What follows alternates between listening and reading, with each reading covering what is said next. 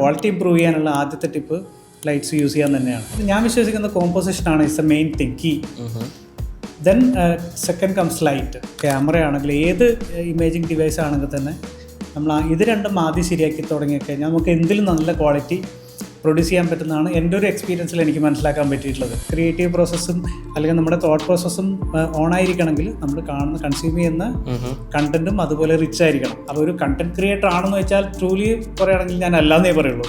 64 mega പിക്സലാണ്, കിഡിലെ photos ആണെന്ന് പറഞ്ഞാൽ ആൾക്കാർക്ക് എന്ത് കൺവിൻസ് ആവില്ല. അതെങ്ങനെ അവർ എന്നോട് പറയും ഇതിനൊന്നും അത്ര എഫർട്ട് ഇടാൻ പറ്റും, ഇത് വീട്ടിൽ നിന്ന് സ്റ്റുഡിയോ ഒന്ന് ചെയ്താൽ മതി. ഞാൻ പറയാം അതല്ല, ഇതിൻ്റെ യൂസ് കേസ് ഇതാണ്, അപ്പോൾ ഇത് കറക്റ്റ് എനിക്ക് അവിടെ ഫീൽഡിൽ പോയി ചെയ്ത് കാണിക്കണം എന്നുണ്ട്. അങ്ങനെ ഞാൻ എക്സ്ട്രാ എഫർട്ട് എപ്പോഴും ഇടാറുണ്ട്. വാട്ട് ഈസ് ക്യാമറ, എന്താണ് ലൈറ്റിംഗ്, എന്താണ് പിന്നെ എഡിറ്റിംഗ്, ഇതൊക്കെ എനിക്ക് പഠിക്കണം. എനിക്ക് പഠിക്കാൻ വേണ്ടിയിട്ടാണ് സത്യം ഞാൻ പറഞ്ഞാൽ ഈ ഒരു ചാനൽ തുടങ്ങിയത് തന്നെ. അതിൽ നിന്ന് കുറച്ച് ലെഫ്റ്റോ റൈറ്റോ മാറിക്കഴിഞ്ഞാൽ കംപ്ലീറ്റ് പോകും. കാരണം പിന്നെ കംപ്ലീറ്റ് മെസ്സേജ് കിടക്കുക.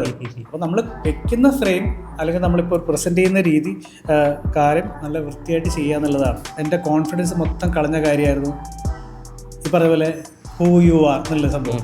കണ്ടന്റ് ക്രിയേഷനിലേക്ക് വന്നപ്പോഴാണ് ശരിക്കും ഇതിൻ്റെ പ്രത്യേക ഒരു വാല്യൂ മനസ്സിലാക്കുന്നത്. കാരണം ആസ് എ സോളോ ക്രിയേറ്റർ ഇതൊക്കെ അറിഞ്ഞിരിക്കണം. ഈ പറഞ്ഞ പോലെ എന്ത് കൊളാബറേഷൻ ആണെങ്കിൽ ഞാൻ എല്ലാത്തിനും ഒരു സ്ക്രീനിങ് വെക്കാറുണ്ട്. മേ ബി അതായിരിക്കാം എൻ്റെ ക്വാണ്ടിറ്റി കുറയാനും കാരണം.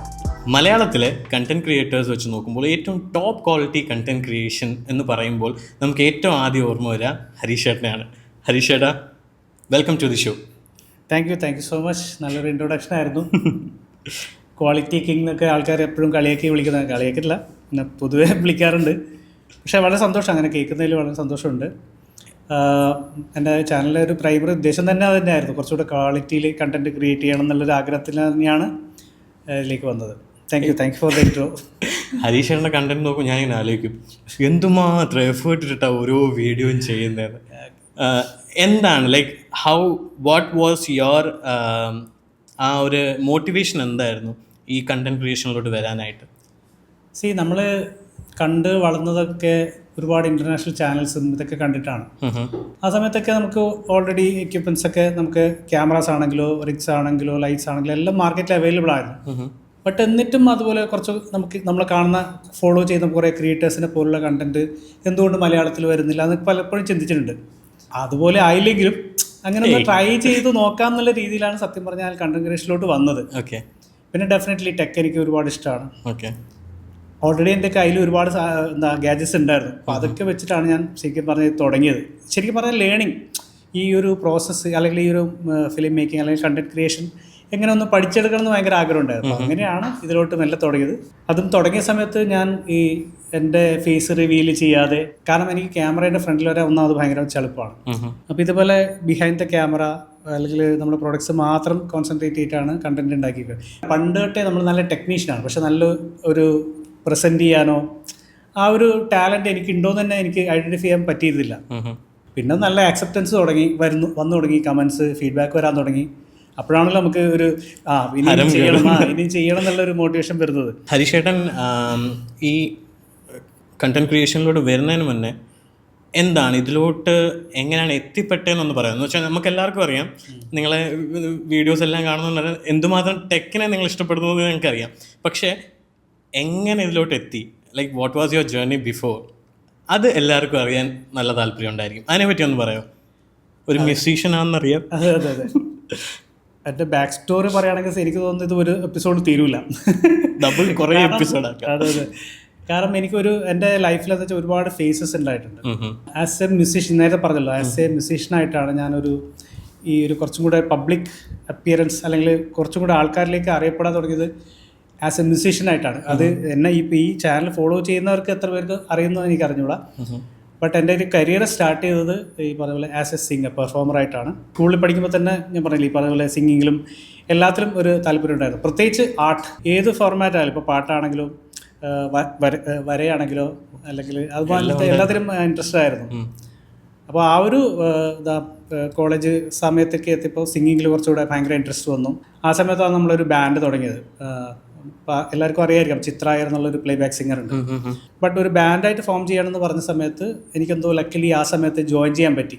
അതായത് ആ ബാൻഡ് സ്റ്റാർട്ട് ചെയ്യുമ്പോൾ തന്നെ എനിക്കൊന്ന് 2000 മുമ്പ് എനിക്കൊന്ന് 98 അത്രയൊന്നും ആ ഇയറൊന്നും പറഞ്ഞ ആൾക്കാർ ചിലപ്പോൾ ഇവിടെ വന്നിട്ടുണ്ടാവില്ല.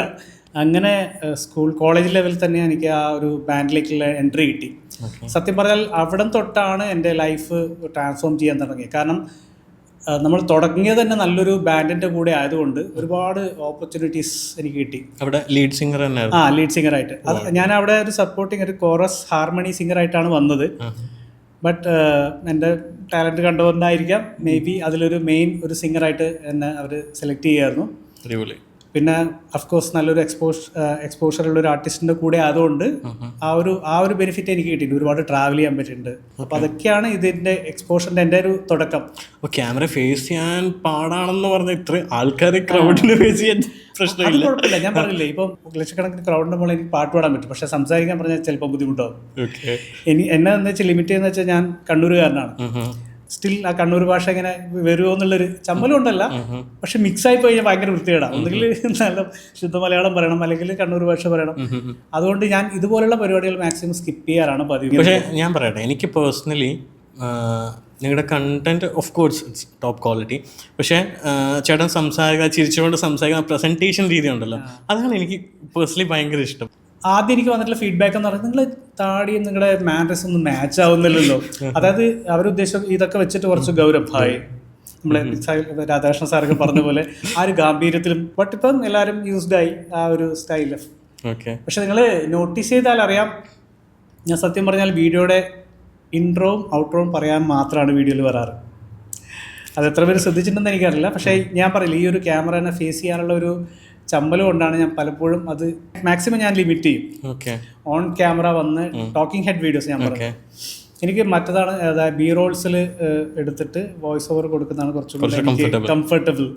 ഞാൻ വിചാരിച്ചു ചിലപ്പോൾ കണ്ടന്റ് എടുക്കാൻ യൂഷ്വലി ടൈം കിട്ടാത്തപ്പോൾ നേരത്തെ നമ്മൾ ഇൻട്രോ എടുത്തു. ഞാനിപ്പോൾ അങ്ങനെ ഞാൻ കുറെ കണ്ടന്റ് ടോക്കിംഗ് ഹെഡ് നേരത്തെ എടുത്ത് വെച്ചിട്ട് പിന്നീടായിരിക്കും സ്ക്രീൻ റെക്കോർഡ് ചെയ്തിട്ട് ഹെഡ് കയറ്റി വിടുന്നത്. ചിലപ്പോൾ അതായിരിക്കും റീസൺ എന്ന് വിചാരിച്ചു. അങ്ങനെയും ചെയ്യാറുണ്ട്. ഞാൻ കോമൺ ആയിട്ട് ചില ഇൻട്രോസ് എടുത്ത് വെക്കും, പ്രൊഡക്റ്റിനെ പറ്റി പറയാതെ. അങ്ങനെയും യൂസ് ചെയ്യാറുണ്ട്. ചില സമയത്ത് സമയം കിട്ടാറില്ല, അപ്പോൾ അത് ഹെൽപ്പ് ചെയ്യാറുണ്ട്. ഈ പ്രായത്തിൽ ഇത്രയും ക്യൂരിയോസിറ്റി എനിക്ക് എന്താ കുറച്ച് ക്യൂരിയോസിറ്റി എനിക്ക് ചെറുപ്പം തൊട്ടേ ഉണ്ട്. താങ്ക്ഫുള്ളി അതിപ്പോഴും പോകുന്നതുകൊണ്ട് ആണ് എനിക്ക് സത്യം പറഞ്ഞാൽ ഇപ്പോഴും ആ ഒരു ലൈവായിട്ട് നിൽക്കാൻ പറ്റുന്നത്. അത് എന്തോ ആവട്ടെ, ക്യൂരിയോസിറ്റി. ഇത് നോട്ട് ഓൺലി ടെക്, എന്നെ എക്സൈറ്റ് ചെയ്യിപ്പിക്കുന്ന ഒരുപാട് കാര്യങ്ങളുണ്ട് ഇപ്പോൾ ഈ ലോകത്ത്. സത്യം പറഞ്ഞാൽ അതിൻ്റെ ഒരു 50% മാത്രമേ ഞാൻ എക്സ്പ്ലോർ ചെയ്തിട്ടുള്ളൂ. അതിലൊന്നാണ് ഈ ടെക്നോളജിയും ദെൻ മ്യൂസിക്കും. അതിൽ കുറച്ചും കൂടെ ആർട്ട് എലമെന്റും കൂടി ഉണ്ടെങ്കിൽ എനിക്ക് ഭയങ്കരമായിട്ട് ഇഷ്ടപ്പെടും. ആർട്ട് മേ ബി ഡിസൈൻ ആയിരിക്കാം, എസ്തെറ്റിക്സ് ആയിരിക്കാം, എന്തും. ടെക്നോളജി പ്ലസ് എസ്തെറ്റിക്സ് എന്നെ ഭയങ്കരമായിട്ട് ഫാസിനേറ്റ് ചെയ്യുന്ന ഒരു കാര്യമാണ്. ഗ്രാഫിക് ഡിസൈൻ എന്തെങ്കിലും പഠിച്ചിട്ടുണ്ടോ? ഒരു ട്യൂട്ടറായിട്ടാണ് സത്യം പറഞ്ഞാൽ വരുന്നത്. ഞാൻ പറയില്ല, അപ്പോൾ എൻ്റെ പഴയ കോളേജ് ടൈമിൽ തന്നെ എൻ്റെ ഫ്രണ്ട്സ് അവിടെ ഒരു ഇൻസ്റ്റിറ്റ്യൂട്ട് തുടങ്ങിയിരുന്നു, കമ്പ്യൂട്ടർ ഇൻസ്റ്റിറ്റ്യൂട്ട്. അപ്പം ആ സമയത്ത് ഗ്രാഫിക്സ് എനിക്ക് കുറച്ച് അത്യാവശ്യം ഡിസൈനിങ് സ്കില്ലുള്ളതുകൊണ്ട് അവർ പറഞ്ഞു ഇങ്ങനെ ഈ സോഫ്റ്റ്വെയർസ് പഠിപ്പിക്കാൻ ഒന്ന് ഹെൽപ്പ് ചെയ്യാൻ പറ്റുമോ. അങ്ങനെയാണ് ഞാൻ സത്യം പറഞ്ഞാൽ അവിടുന്ന് ചെറിയ ക്ലാസ് ഒക്കെ എടുത്ത് ഗ്രാഫിക്സിൽ അന്ന് ഫോട്ടോഷോപ്പും ഇതൊക്കെ ഭയങ്കര പോപ്പുലറായിട്ട് വരുന്ന സമയമായിരുന്നു. അങ്ങനെ പിന്നെ ഞാൻ സിവിൽ എഞ്ചിനീയറിംഗ് കഴിഞ്ഞപ്പം ഓട്ടോകാഡ്, 3D അതുപോലെ ഒരുപാട് കാര്യങ്ങൾ ചെയ്യുമായിരുന്നു. ശരിക്കും പറഞ്ഞാൽ ആ ഒരു കോളേജ് കാലഘട്ടത്തിൽ കഴിഞ്ഞിട്ട് ഭയങ്കര മെസ്റ്റപ്പ് ആയിരുന്നു. കാരണം ഒരേ ബേസിക്കലി ഒരു സിംഗറാണ്. അപ്പോൾ ബാക്കിയുള്ള സമയത്ത് പ്രോഗ്രാമിനും അത് കഴിഞ്ഞ് ഇവിടെ വന്നിട്ട് ക്ലാസ് എടുക്കും, ഗ്രാഫിക്സ്, ഡിസൈൻ, അപ്പോൾ ഇതൊക്കെ എല്ലാം ഒന്നിച്ച് പോയിരുന്നു. ബിക്കോസ് ചേട്ടൻ്റെ എല്ലാ വീഡിയോ കാണുമ്പോഴും അതിനകത്ത് ആ ഡിസൈൻ സ്കിൽസ് നമുക്ക് കാണാൻ പറ്റും. ഒരു ചെറിയ എലിമെന്റ്സ് അവിടെ എവിടെയും വെക്കുന്നതാണെങ്കിലും അതിലൊരു എസ്തെറ്റിക്സ് ഉണ്ട്. അതിന് നമ്മൾ എന്താ പറയുക, ഡിസൈൻ ലോജിക്സ് എന്ന് പറയും. ഗ്രാഫിക് ഡിസൈനിൽ പഠിക്കുമ്പോൾ നമുക്കൊരു വെയിറ്റ് ഉണ്ട്. ഒരു സാധനം ഇവിടെ വെയിറ്റ് ഉണ്ടെങ്കിൽ അതിൻ്റെ ബാലൻസിങ്, ആ സാധനമൊക്കെ നല്ല പ്രോപ്പറായിട്ട് ഉണ്ട്. അപ്പോൾ ഒരു സിംഗറാണ്, ഡിസൈനറാണ്, ലൈക്ക് ഇത് ഇത്രയും കാര്യങ്ങൾ എങ്ങനെ മാനേജ് ചെയ്യുന്നു? യൂഷ്വലി ഒരു വീഡിയോ ഇപ്പോൾ എഡിറ്റ് ചെയ്യാനാണെങ്കിൽ ലൈക്ക് എത്ര ടൈം എടുക്കാറുണ്ട്? വർക്ക് ഫ്ലോ കറക്റ്റ് ആണെന്ന് അറിയില്ല. ഇപ്പം നിങ്ങളൊക്കെ പ്രോപ്പറായിട്ട് ഗ്രേഡിങ്ങും അല്ലെങ്കിൽ അതിൻ്റെ ഒരു വർക്ക് ഫ്ലോ ഉണ്ടല്ലോ. ശരിക്കും പറഞ്ഞാൽ ഞാൻ പലപ്പോഴും ആ ഒരു വർക്ക് ഫ്ലോ ഞാൻ മെയിൻറ്റെയിൻ ചെയ്യാറില്ല. ചിലപ്പോൾ ഞാൻ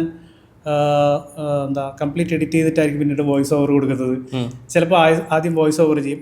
അപ്പം എവറി വീഡിയോ എന്നെ സംബന്ധിച്ചിടത്തോളം ഒരു എക്സ്പെരിമെൻ്റലാണ്. അതുകൊണ്ട് ഞാനൊരു യൂഷ്വൽ പാറ്റേൺ ഒന്നും കീപ്പ് ചെയ്യാറില്ല. അതുകൊണ്ട് തന്നെ നല്ല സമയം എടുക്കാറുണ്ട്. മേ ബി എൻ്റെ ഫ്രണ്ട്സ് ചിലപ്പം എൻ്റെ കൂടെ ഇരിക്കുമ്പോൾ നിങ്ങൾ ഇത്രയും ടൈം എടുക്കും ആ വീഡിയോ ചെയ്യാനായിട്ട്, ഇത്രയൊന്നും എഫേർട്ട് ഇടാൻ പാടില്ല എന്ന് പറയും. ട്രൂ. കാരണം as a content creator content ഉണ്ടായിക്കൊണ്ടിരിക്കുക എന്നുള്ളതാണ് ഒരു കണ്ടന്റ് ക്രിയേറ്ററിന്റെ ജോലി. പക്ഷേ ഒരു പ്രൊജക്റ്റിന് തന്നെ ഇത്രയും ടൈം ഇൻവെസ്റ്റ് ചെയ്യുന്നത് വേസ്റ്റ് ആണെന്നാണ് പല ക്രിയേറ്റർ ഫ്രണ്ട്സ് എന്നോട് പറയാറ്. വന്നിട്ട് നമ്മുടെ ഓരോ വീഡിയോസും ഇറങ്ങാൻ എന്തുമാത്രം ടൈം എടുക്കുന്നു. യൂട്യൂബ് അത് നോക്കുന്നില്ല, നമ്മൾ എന്തുമാത്രം ക്വാളിറ്റി ചെയ്യുന്നു എന്നൊന്നും നോക്കുന്നില്ല. അവർക്ക് വേണ്ട ടൈം ടു ടൈം വീഡിയോസ് വേണം. പക്ഷെ ഞാൻ പറയില്ല, ഇതൊക്കെ ഒരു എന്തായാലും എന്തൊരു പാഷൻ പ്രൊജക്റ്റാണ്. ഞാൻ ഇതിൽ നിന്നും ഒരു റവന്യൂ പ്രതീക്ഷിച്ചിട്ടൊന്നുമല്ല ചെയ്യുന്നത്. എനിക്ക് ആ ഒരു പ്രോസസ്സ് ഭയങ്കര ഇഷ്ടമാണ്. വീഡിയോയുടെ പ്രൊജക്റ്റ് തുടങ്ങി എൻ്റെ എക്സ്പോർട്ട് ചെയ്യുന്നവരുള്ള ആ ഒരു സമയമുണ്ടല്ലോ, അത് ഞാൻ ഭയങ്കരമായിട്ട് എൻജോയ് ചെയ്തിട്ടുണ്ട്. ചേട്ടാ, ഈ സിംഗിങ്ങിൽ നിന്ന് എങ്ങനെയാണ് ഡൈവേർട്ട് ചെയ്ത് എപ്പോഴാണ് ഈ കണ്ടന്റ് ക്രിയേഷൻ എന്നൊരു സാധനം മനസ്സിലാക്കി ചെയ്യണമെന്ന് തോന്നിയത് എപ്പോഴാണ്? What was your bulb on moment? മനസ്സിലായി. ഞാൻ പറയില്ലേ, എനിക്ക് കുറേ ടാലൻറ്റഡ് കുറേ കഴിവുകളുള്ളതുകൊണ്ട് പൊക്കി പറയുന്നില്ല, ഉണ്ട്, ആൾക്കാർ പറയുന്നതാണ്. അതൊരു ഒരു സമയത്ത് എനിക്ക് ഭയങ്കര ഡ്രോബാക്ക് ആയിട്ട് തോന്നിയിട്ടുണ്ട്. കാരണം ഞാൻ കുറച്ച് കാലത്തേക്ക് ഈ ജോബ് ഹണ്ടിന് വേണ്ടി ദുബായിലേക്ക് പോയി. അപ്പം ഞാനവിടെ പോയിട്ട് പ്രൊഫൈൽ കാണിക്കുന്ന സമയത്ത് സിംഗറാണ്, ഗ്രാഫിക് ഡിസൈൻ ചെയ്തിട്ടുണ്ട്, ആനിമേഷൻ ചെയ്യുന്നുണ്ട്, എന്തൊക്കെയോ ചെയ്യുന്നുണ്ട്. അപ്പം ഹൂ യു ആർ എന്നുള്ളൊരു ചോദ്യം ചോദിച്ചു പെട്ടെന്ന്, ഇതിൽ ആരാണ് നീ എന്നുള്ള രീതിയിൽ. അപ്പം സത്യം പറയാൻ ഞാൻ പറയില്ല, ഓരോ ഫേസ് ഉണ്ടായിരുന്നു എൻ്റെ ലൈഫിൽ. സിംഗർ എന്നുള്ള ഫേസ് മാറിയിട്ട് ഡിസൈനറിലോട്ട് വന്നു. ആ ഡിസൈനർ കുറേ കാലം പോയി. പിന്നെ എനിക്ക് ഏറ്റവും അതിൽ എന്നെ ഡ്രൈവ് ചെയ്യിക്കുന്നൊരു ഫോഴ്സായിട്ട് തോന്നുന്നത് മ്യൂസിക് തന്നെയായിരുന്നു അൾട്ടിമേറ്റ്ലി. പിന്നെ അങ്ങനെയാണ് ഞാൻ മ്യൂസിക് ഫീൽഡ് ഓക്കെ ഒന്നും വേണ്ട, ഇനി എല്ലാം കൂടെ എടുക്കുന്ന പരിപാടിയില്ല, ഏതെങ്കിലും ഒന്ന് സ്റ്റിക്ക് ഓൺ ചെയ്യാന്ന് പറഞ്ഞിട്ട് മ്യൂസിക് പ്രൊഡക്ഷൻ അതുപോലെ സൗണ്ട് ഡിസൈനിങ്ങിലേക്ക് വിടുന്നത്. അപ്പോൾ അങ്ങനെ കുറേ കാലം പോയിക്കൊണ്ടിരുന്ന സമയത്ത് അറിയാമല്ലോ, ഇപ്പോൾ ഒരുപാട് ജോബ് ഓപ്പർച്യൂണിറ്റീസൊക്കെ ഇങ്ങനെ വാഷ് ഔട്ട് ചെയ്തുകൊണ്ട് ഇരിക്കുന്ന സമയമാണ്. AI വന്നു. അതിനു മുമ്പ് തന്നെ എനിക്ക് ഓപ്പർച്യൂണിറ്റീസ് കുറച്ച് കുറയാൻ തുടങ്ങി ഓഡിയോ ഫീൽഡ്. കാരണം ഒരുപാട് കോമ്പറ്റേറ്റേഴ്സ് ആയി.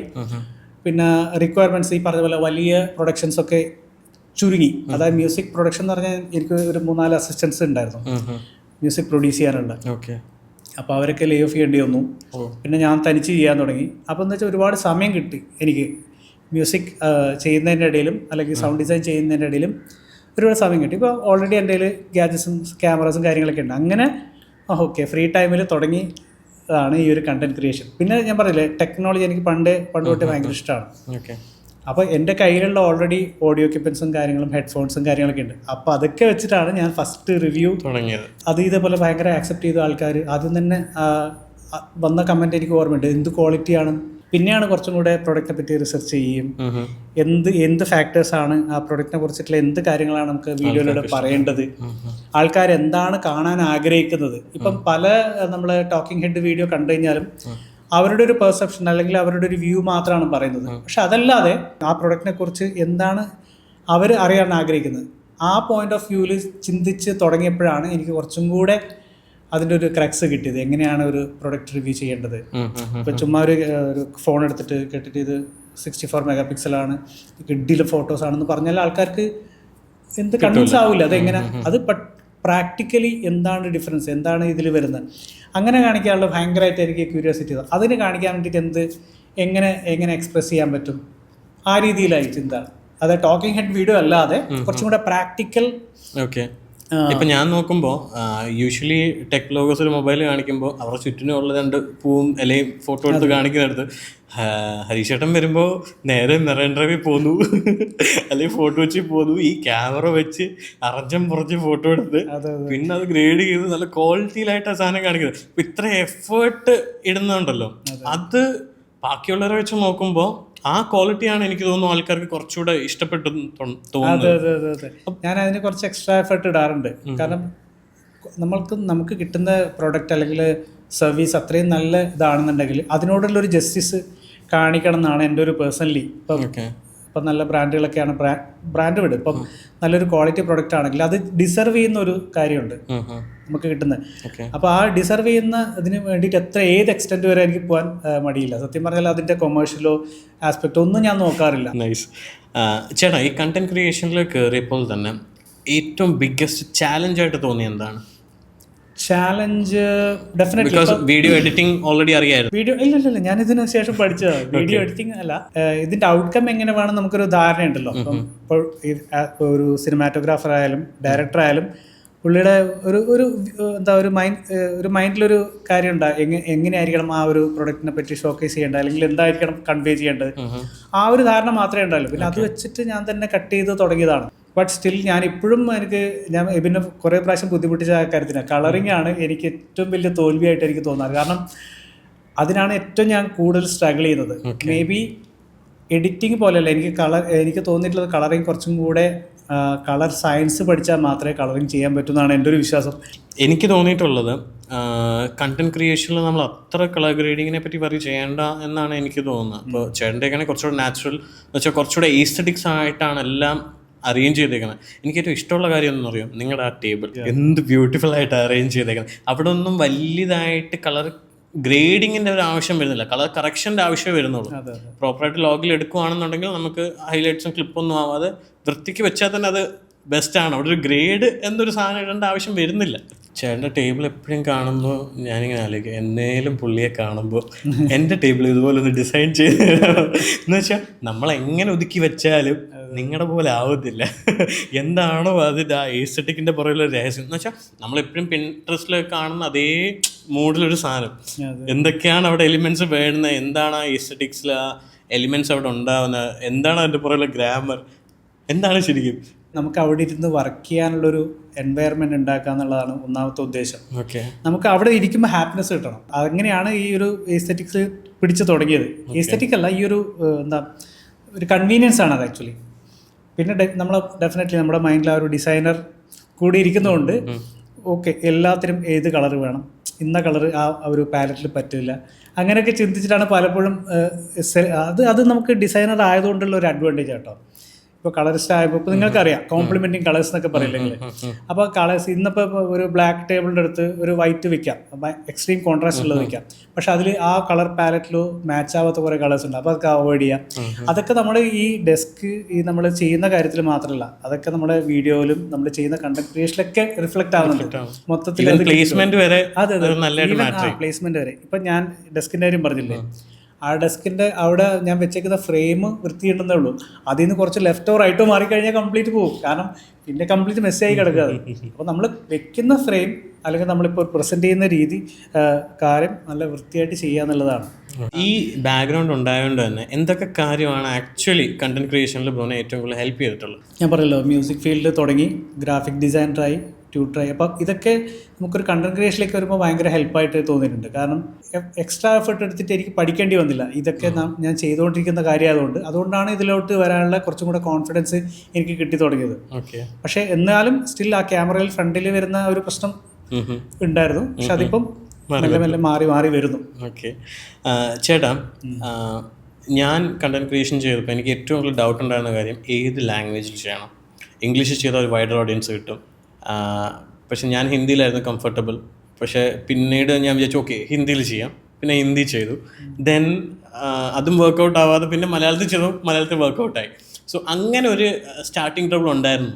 ഞാൻ ആദ്യം പറഞ്ഞില്ല, ആദ്യം വോയിസ് ഓവർ ഇല്ലാതെ, ഫേസ് ഇല്ലാതെ, അത് മലയാളം അല്ല ആദ്യം ലാംഗ്വേജേ ഉണ്ടായിരുന്നില്ല. ഞാൻ പറഞ്ഞു അൺബോക്സിങ് മാത്രമായിരുന്നു ഞാൻ ഫസ്റ്റ് ചെയ്തുകൊണ്ടിരുന്നത്.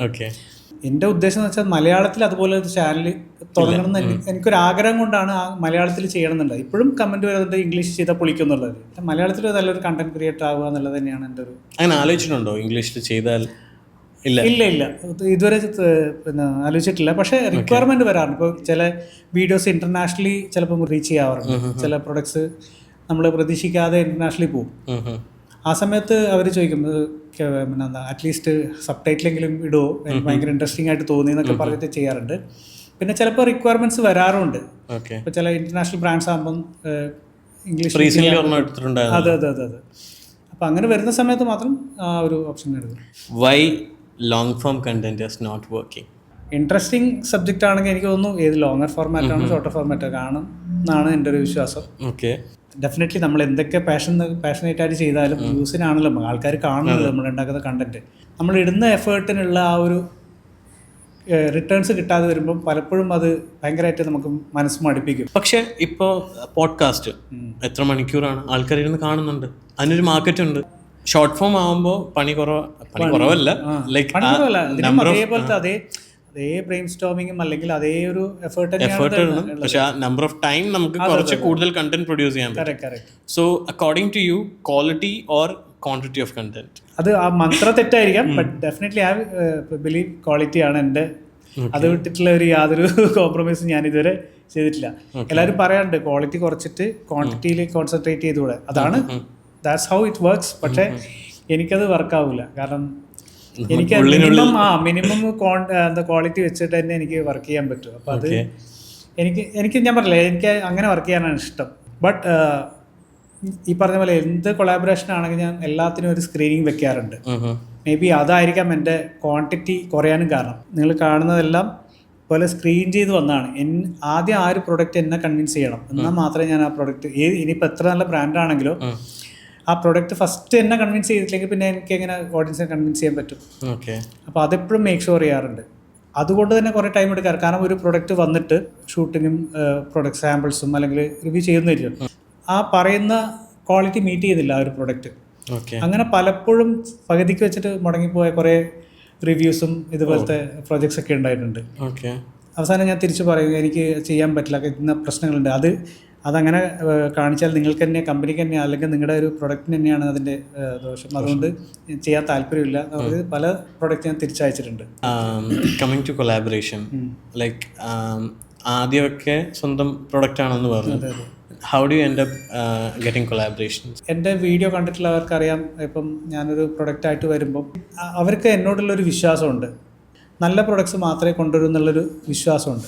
അതാണ് ശരിക്കും പറഞ്ഞാൽ എൻ്റെ ഒരു റെസ്പോൺസിബിലിറ്റിയും. നല്ല പ്രൊഡക്ട്സ് നമ്മുടെ വ്യൂവേഴ്സിന് കൊണ്ടുവരിക, ഇൻട്രൊഡ്യൂസ് ചെയ്യുക, നല്ല ടെക്നോളജി ഇൻട്രൊഡ്യൂസ് ചെയ്യുക എന്നുള്ളത് തന്നെയാണ് എൻ്റെ ചാനൽ തുടങ്ങുമ്പോഴും ഇപ്പോഴും ഉള്ള ശരിക്കും മോട്ടീവ് എന്ന് പറയുന്നത് അത് തന്നെയാണ്. നല്ല പ്രൊഡക്ട്സ്, നല്ല സർവീസ് നമ്മുടെ പ്രേക്ഷകരെ പരിചയപ്പെടുത്തുക എന്നുള്ളത് തന്നെയാണ്. അങ്ങനെ ചെയ്തുകൊണ്ട് തന്നെ ഇതുപോലുള്ള നല്ല നല്ല ബ്രാൻഡുകളുടെ അല്ലെങ്കിൽ നല്ല നല്ല പ്രൊഡക്റ്റുകൾ എനിക്ക് അവർ അയച്ചു തരാൻ തുടങ്ങി. നമ്മൾ എങ്ങനെ ആ പ്രൊഡക്റ്റിന് പ്രസൻറ്റ് ചെയ്യുന്നു എന്ന് അങ്ങനെ നോക്കുന്ന ചില ബ്രാൻഡ്സ് ഉണ്ട്. They don't want volume. TechTalk by ഹരീഷിലേക്ക് ആ പ്രൊഡക്റ്റ് വന്നാൽ എങ്ങനെയാണ് പുള്ളി പോർട്രേറ്റ് ചെയ്യാൻ പോകുന്നത്, അങ്ങനെയൊക്കെ ശ്രദ്ധിക്കുന്ന ചില ബ്രാൻഡുകളും പ്രൊഡക്ട്സ് ഒക്കെ വന്നതോട് കൂടിയിട്ടാണ് കൂടുതൽ കൊളാബറേഷൻസ് വരാൻ തുടങ്ങിയത്. ലക്കിലി എനിക്ക് തോന്നുന്നു ഒരു 10,000 സബ്സ്ക്രൈബേഴ്സ് ഉള്ള സമയത്ത് തന്നെ ഇന്റർനാഷണൽ കുറേ പ്രൊഡക്ട്സ് അതുപോലുള്ള ബ്രാൻഡുകളായിട്ട് കൊളാബറേറ്റ് ചെയ്ത് വർക്ക് ചെയ്യാൻ പറ്റിയിട്ടുണ്ട്. ഞാൻ പറഞ്ഞു എൻ്റെ റീജിയണൽ കണ്ടന്റ് ആണ് ചെയ്യുന്നത്, but still they are using അവരെ മാർക്കറ്റിംഗ് മെറ്റീരിയൽ ആയിട്ട് അവർ ഉപയോഗിക്കാൻ തുടങ്ങി. ഹരീഷ് ഏട്ടാ, ഈ കണ്ടന്റ് ക്രിയേഷനിലോട്ട് വരുമ്പോൾ എല്ലാവരും ആഗ്രഹിക്കുന്നത് ഒരു ബെറ്റർ ഏർണിംഗ് സോഴ്സ് ആവും എന്നുള്ള രീതിയിലാണ്. ഓഫ് കോഴ്സ് ഇപ്പോൾ ആഡിൻ്റെ റവന്യൂ നന്നായി കുറഞ്ഞിട്ടുണ്ട്. So what's your take on that and what are other earning opportunities for newcomers? ശരിക്കും പറഞ്ഞാൽ ഓപ്പർച്യൂണിറ്റീസ് ആർ ഹൈ. അല്ല, ഈ കണ്ടന്റ് ക്രിയേഷൻ തുടങ്ങിയതിന് ശേഷം ഞാൻ പറഞ്ഞില്ല, ഒരുപാട് ബ്രാൻഡ്സിനും എൻ്റെ ചാനൽ വഴി അല്ലാതെയുള്ള കുറേ പ്രൊമോഷൻസ് ഞാൻ ചെയ്യുന്നുണ്ട്. ഉദാഹരണത്തിന് ഇവിടെ പറയുകയാണെങ്കിൽ പെനി ഐസ് കാൻഡി എൻ്റെ ഒരു ക്ലയൻ്റാണ്. അപ്പോൾ അവർക്ക് വേണ്ടിയിട്ടുള്ള എല്ലാ കണ്ടന്റും ചെയ്യാനുള്ളൊരു ഭാഗ്യം കിട്ടി. അതുപോലെ ഒരു 3-4 ബ്രാൻഡ്സ് ഉണ്ട്. അഫിലിയേറ്റ് ഒരു മെയിൻ ഒരു ഇൻകം സോഴ്സസ് ആണ് യൂഷ്വലി ക്രിയേറ്റേഴ്സിന്. സോ അഫിലിയേഷൻ്റെ എന്തൊക്കെ പോസിബിലിറ്റി ബ്രോ എക്സ്പ്ലോർ ചെയ്തിട്ടുണ്ട്? ബേസിക്കലി എനിക്ക് കൂടുതലും അഫിലിയേറ്റിൽ ഇൻകം വരുന്നത് ആമസോൺ തന്നെയാണ്. അതായത് ഞാൻ ഇൻസ്റ്റാന്ന് ഒരു എക്സ്റ്റേണൽ ലിങ്ക് വഴി അങ്ങനെ യൂസ് ചെയ്തിട്ട് ചെയ്യാറുണ്ട്. ഹരിയേട്ടാ, നമ്മുടെ ഈ ക്വാളിറ്റി കണ്ടന്റിന്റെ രഹസ്യം ഒന്ന് അറിഞ്ഞാൽ കൊള്ളാവുന്നുണ്ട്. So can you please walk us through your process? Video എങ്ങനെയാണ് തുടങ്ങുക? ലൈക്ക് ചിലർ സ്ക്രിപ്റ്റ് എഴുതിയിട്ടാണ് വർക്ക് ചെയ്യാറ്, ചിലർ വായി തോന്നിയ ഡയറക്റ്റ് അതുപോലെ പറയുന്നവരുണ്ട്. ഞാനൊക്കെ അങ്ങനത്തെ കൂട്ടത്തിലാണ്. അപ്പോൾ like what's your usual process, script തൊട്ട് video production and final production വരെ എങ്ങനെയാണ് യുവർ വർക്ക്? ഒരു ഫോൺ, സ്മാർട്ട് ഫോൺ ആണെന്ന് വിചാരിച്ചു, അത് ആ ഒരു റിവ്യൂ ചെയ്യാന്നുള്ള ഒരു കൺഫർമേഷൻ കിട്ടിയാൽ തന്നെ ഞാൻ ആദ്യം റിസർച്ചിലേക്ക് തന്നെ പോകാം. ഡെഫിനറ്റ്ലി ഒരു വ്യൂവേഴ്സിൽ നിന്നുകൊണ്ടാണ് ഞാൻ ആ ഒരു പ്രൊഡക്റ്റിനെ ആദ്യം പഠിക്കുക. ആൾക്കാർക്ക് എന്തൊക്കെയാണ് എന്നിൽ നിന്ന് അറിയാൻ ആഗ്രഹിക്കുന്നത്. അപ്പോൾ ആ രീതിയിലാണ് എൻ്റെ തോട്ട് പ്രോസസ്സ് ഫസ്റ്റ് പോകുന്നത്. ആരും പറയാത്ത ചിലപ്പോൾ കാര്യങ്ങളുണ്ടാവും, അൺഎക്സ്പ്ലോർഡ് ആയിട്ടുള്ള കുറേ സംഭവങ്ങളുണ്ടാവും. അത് ആൾക്കാർക്ക് യൂസ്ലെസ് ആയിട്ടുള്ള കാര്യങ്ങളായിരിക്കില്ല, ഏറ്റവും യൂസ്ഫുൾ ആയിട്ടുള്ള കാര്യങ്ങളായിരിക്കും. പക്ഷേ പല റിവ്യൂസ് പറയാൻ വിട്ടുപോയ കാര്യങ്ങളൊക്കെ ഉണ്ടാവും. അതിൻ്റെ ബെനിഫിറ്റ്സും അതുപോലെ ഡ്രോബാക്സും നമുക്ക് ഒരേപോലെ പറയാൻ പറ്റണം, എന്തൊക്കെയാണ് പ്രശ്നങ്ങൾ. അതിലൂടെയാണ് കുറച്ച് ട്രസ്റ്റ് ബിൽഡ് ആവും. പർപ്പസ്ഫുള്ളി ചെയ്യുന്നതല്ല, ബട്ട് ഡെഫിനറ്റ്ലി നമ്മൾ എന്തെങ്കിലും ഒരു പുതിയ സാധനം ബാക്കിയുള്ള പറയും. അപ്പം ആ റിസർച്ചിൽ നിന്നാണ് ശരിക്കും പറഞ്ഞാൽ അതിൻ്റെ ഒരു ഐഡിയ ഉണ്ടാകുന്നത്, ഏത് കാര്യങ്ങൾ ആദ്യം പറയണം, ഏത് ഹൈലൈറ്റ് ചെയ്ത് പറയണം. പിന്നീടാണ് സ്ക്രിപ്റ്റിങ്ങിൽ പ്രോപ്പർ സ്ക്രിപ്റ്റിങ്ങിലേക്ക് എടുക്കുക. പിന്നെ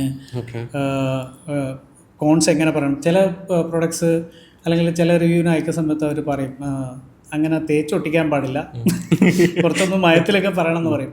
ബട്ട് ഡെഫിനറ്റ്ലി നമുക്ക് പറഞ്ഞാൽ മതിയാവും. അത് ആക്സെപ്റ്റ് ചെയ്യുന്ന കുറേ ബ്രാൻഡ്സ് ഉള്ളത് എനിക്ക് കിട്ടിയിട്ടുണ്ട്. അതാണ് എനിക്ക് കിട്ടിയിട്ടുള്ള ഏറ്റവും വലിയ ഭാഗ്യം. ചിലവർ ബ്ലണ്ടായിട്ട് പറയുന്നില്ല, നെഗറ്റീവ്സ് പറയാൻ പറ്റില്ല എന്നൊക്കെ പറയും. പക്ഷേ ഞാൻ അവരോട് പറയാറുണ്ട്, ഇല്ല, എനിക്ക് പറയുന്ന സമയത്ത് രണ്ടും ഒരേപോലെ പറഞ്ഞേ പറ്റൂ.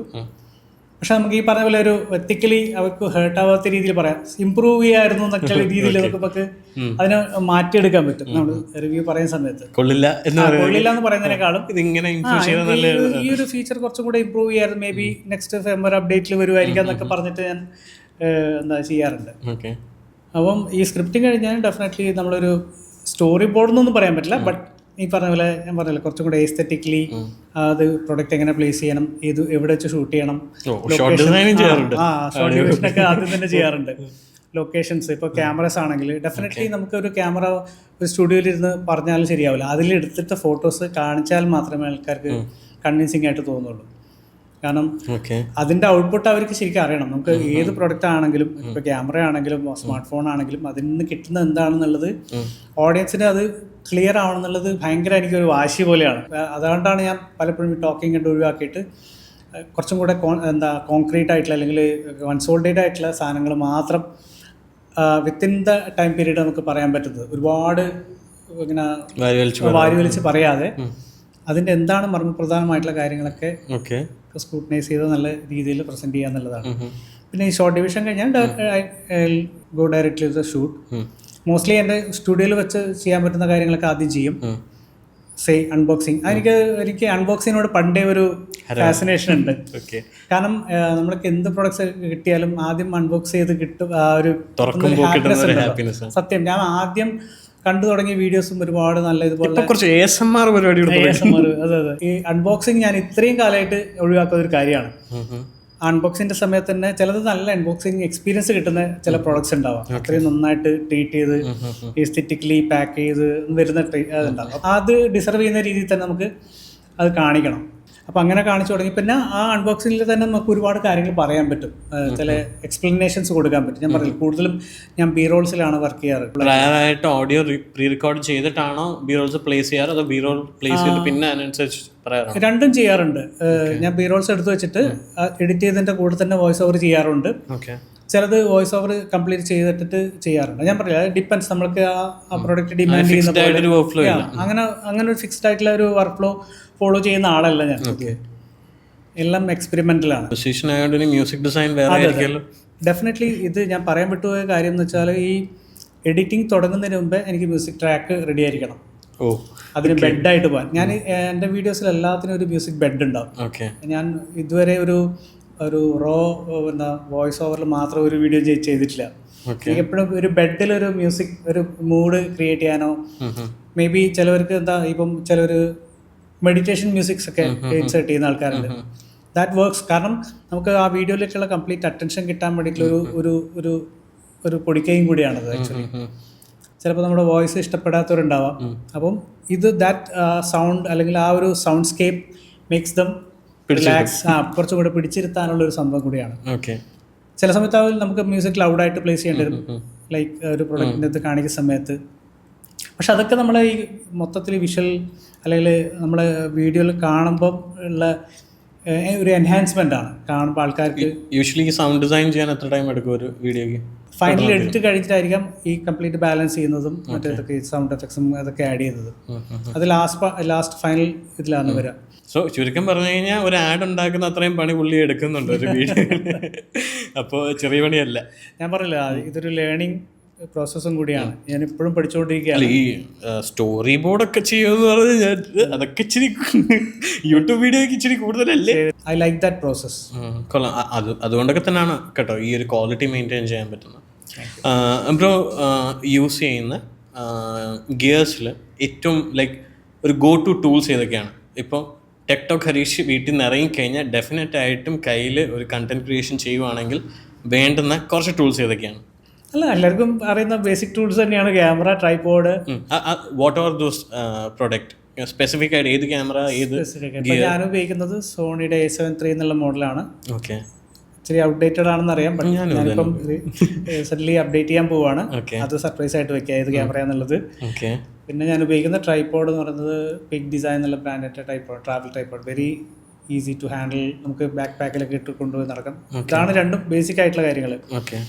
പിന്നെ ലൈറ്റ്സ് ആണ് എൻ്റെ ഒരു മെയിൻ, എൻ്റെ കണ്ടന്റ് ക്രിയേഷൻ്റെ ഒരു മെയിൻ എന്താ പാട്ടെന്ന് തന്നെ പറയാം. കാരണം ലൈറ്റ്സ് വന്നതിന് ശേഷമാണ് ആ ക്വാളിറ്റി എനിക്ക് അച്ചീവ് ചെയ്യാൻ പറ്റിയത്. പലപ്പോഴും ആൾക്കാർ, ഞാൻ മുമ്പേ ഒരു ഇതിനകത്ത് പറഞ്ഞിട്ടുണ്ടായിരുന്നു എന്തുകൊണ്ട് നമുക്ക് ക്വാളിറ്റി കിട്ടുന്നില്ല എന്നുള്ള കാര്യം. അതിന് ഒറ്റ കാരണമാണ് നമ്മൾ ലൈറ്റ്സ് ഇമ്പ്രൂവ് ചെയ്തേ പറ്റൂ. നമ്മൾ ഒരു ക്ലോസ്ഡ് എൻവയറമെൻറ്റിൽ ചെയ്യുകയാണെന്നുണ്ടെങ്കിൽ കൺട്രോൾഡ് ലൈറ്റ് വേണമെന്നുണ്ടെങ്കിൽ എക്സ്റ്റേണൽ ലൈറ്റ് ഉപയോഗിച്ചേ പറ്റൂ. ഫോട്ടോഗ്രാഫി ആണെങ്കിലും വീഡിയോഗ്രാഫി ആണ്, നമുക്ക് റിഫ്ലക്റ്റ് ചെയ്യുന്ന ലൈറ്റ്സിനെയാണ് ക്യാപ്ചർ ചെയ്യുന്നത്. അപ്പോൾ ആ ലൈറ്റ് അത്രയും ക്വാളിറ്റിയിലും പ്രിസിഷനിലും കൊടുക്കുക എന്നുള്ളതാണ് ഫസ്റ്റ് തിങ്. ക്വാളിറ്റി ഇമ്പ്രൂവ് ചെയ്യാനുള്ള ആദ്യത്തെ ടിപ്പ് ലൈറ്റ്സ് യൂസ് ചെയ്യാൻ തന്നെയാണ്. ഞാൻ എൻ്റെ തുടക്കത്തിൽ ആദ്യം നാച്ചുറൽ ലൈറ്റ്സ് ഉപയോഗിച്ചിട്ടാണെന്ന് ചെയ്തുകൊണ്ടിരുന്നത്. ജനലിൻ്റെ സൈഡിൽ പിന്നെ ജുഗാഡ് സെറ്റപ്പ് എന്നൊക്കെ പറയുന്ന പോലെ ജനലിൻ്റെ സൈഡിലൊക്കെ വെച്ചിട്ടാണ് അൺബോക്സ് ചെയ്തത്. ബട്ട് ഇതിൻ്റെ പ്രശ്നം എന്ന് വെച്ചാൽ ഇതിന് സൺലൈറ്റ് കൺട്രോളില്ല. ഷോർട്ടിന് വേരിയേഷൻസ് വരും, ടെമ്പറേച്ചർ മാറും യൂസ് ചെയ്തിട്ടുണ്ട്. ഇപ്പോൾ സ്റ്റുഡിയോയിലാണെങ്കിൽ ഡെഫിനറ്റ്ലി ലൈറ്റ്സ് ഉപയോഗിക്കും. ഔട്ട്ഡോർ ആണെങ്കിൽ നമ്മൾ ഈ പറഞ്ഞ പോലെ റിഫ്ലക്റ്റേഴ്സ്, നമുക്ക് പോർട്ടബിൾ ആയിട്ട് കയ്യിൽ കൊണ്ടുനടക്കാൻ പറ്റുന്ന കുറച്ച് കാര്യങ്ങളൊക്കെ കൊണ്ടുനടക്കാറുണ്ട്. പിന്നെ ഒരുപാട് എക്യുപ്മെന്റ്സ് ഉണ്ട്. ശരിക്കും പറഞ്ഞാൽ ഈ എക്യുപ്മെന്റ്സ് കൂടുമ്പോൾ ആണ് നമുക്ക് ടെൻഷൻ കൂടുന്നത്. ഏത് ക്യാരി ചെയ്യണം എന്നുള്ള ഒരുപാട് സ്ലൈഡേഴ്സ് ഉണ്ട് എൻ്റെ മോട്ടറൈസ്ഡ് സ്ലൈഡേഴ്സ് ഉണ്ട്, ഉപയോഗിക്കുന്നുണ്ട്. മോട്ടറൈസ്ഡ് ഡോളീസ് ഉപയോഗിക്കുന്നത്, അതൊക്കെ ഡിപ്പെൻസ്. നമുക്ക് ബി റോൾസ് ഒക്കെ എടുക്കാൻ ഭയങ്കര യൂസ്ഫുൾ ആവും. ആസ് എ സോളോ ക്രിയേറ്റർ ഇതൊക്കെയാണ് ഞാൻ എപ്പോഴും എൻ്റെ ഗോ ടു ക്യാരി ബാഗിൽ കരുതുന്നത്. ലൈറ്റ്സ് ഇപ്പോൾ ഏതൊക്കെയാണ് യൂസ് ചെയ്യുന്നത്? ലൈറ്റ്സ് മോസ്റ്റ്ലി ആപ്പേച്ചറിൻ്റെ കുറച്ച് ലൈറ്റ്സ് ഉണ്ട്. അതിൽ സ്വന്തം ആളല്ലേ? അതിൽ ആക്ച്വലി ഞാൻ തുടങ്ങിയ സമയത്ത് അപ്പേച്ചർ ഇതുപോലെ സൗത്ത് ഇന്ത്യയിൽ ഇൻഫ്ലുവൻസേഴ്സിനെ തപ്പിക്കൊണ്ടിരിക്കുമ്പോഴാണ് ഇങ്ങനത്തെ ഒരാളുണ്ട്, ഇങ്ങനെ അവരെ എന്നെ കോൺടാക്ട് ചെയ്യുന്നതും. എനിക്ക് ഫസ്റ്റ് വന്നിട്ടുള്ള വലിയൊരു മേജർ ബ്രാൻഡ് എന്ന് പറയുന്നത് അപ്പേച്ചർ എന്നുള്ള ബ്രാൻഡാണ്. അപ്പോൾ ആ ബ്രാൻഡ് വന്നതിന് ശേഷം എനിക്ക് ഒരുപാട് ഓപ്പർച്യൂണിറ്റീസ് അതുവഴി കിട്ടിയിട്ടുണ്ട്.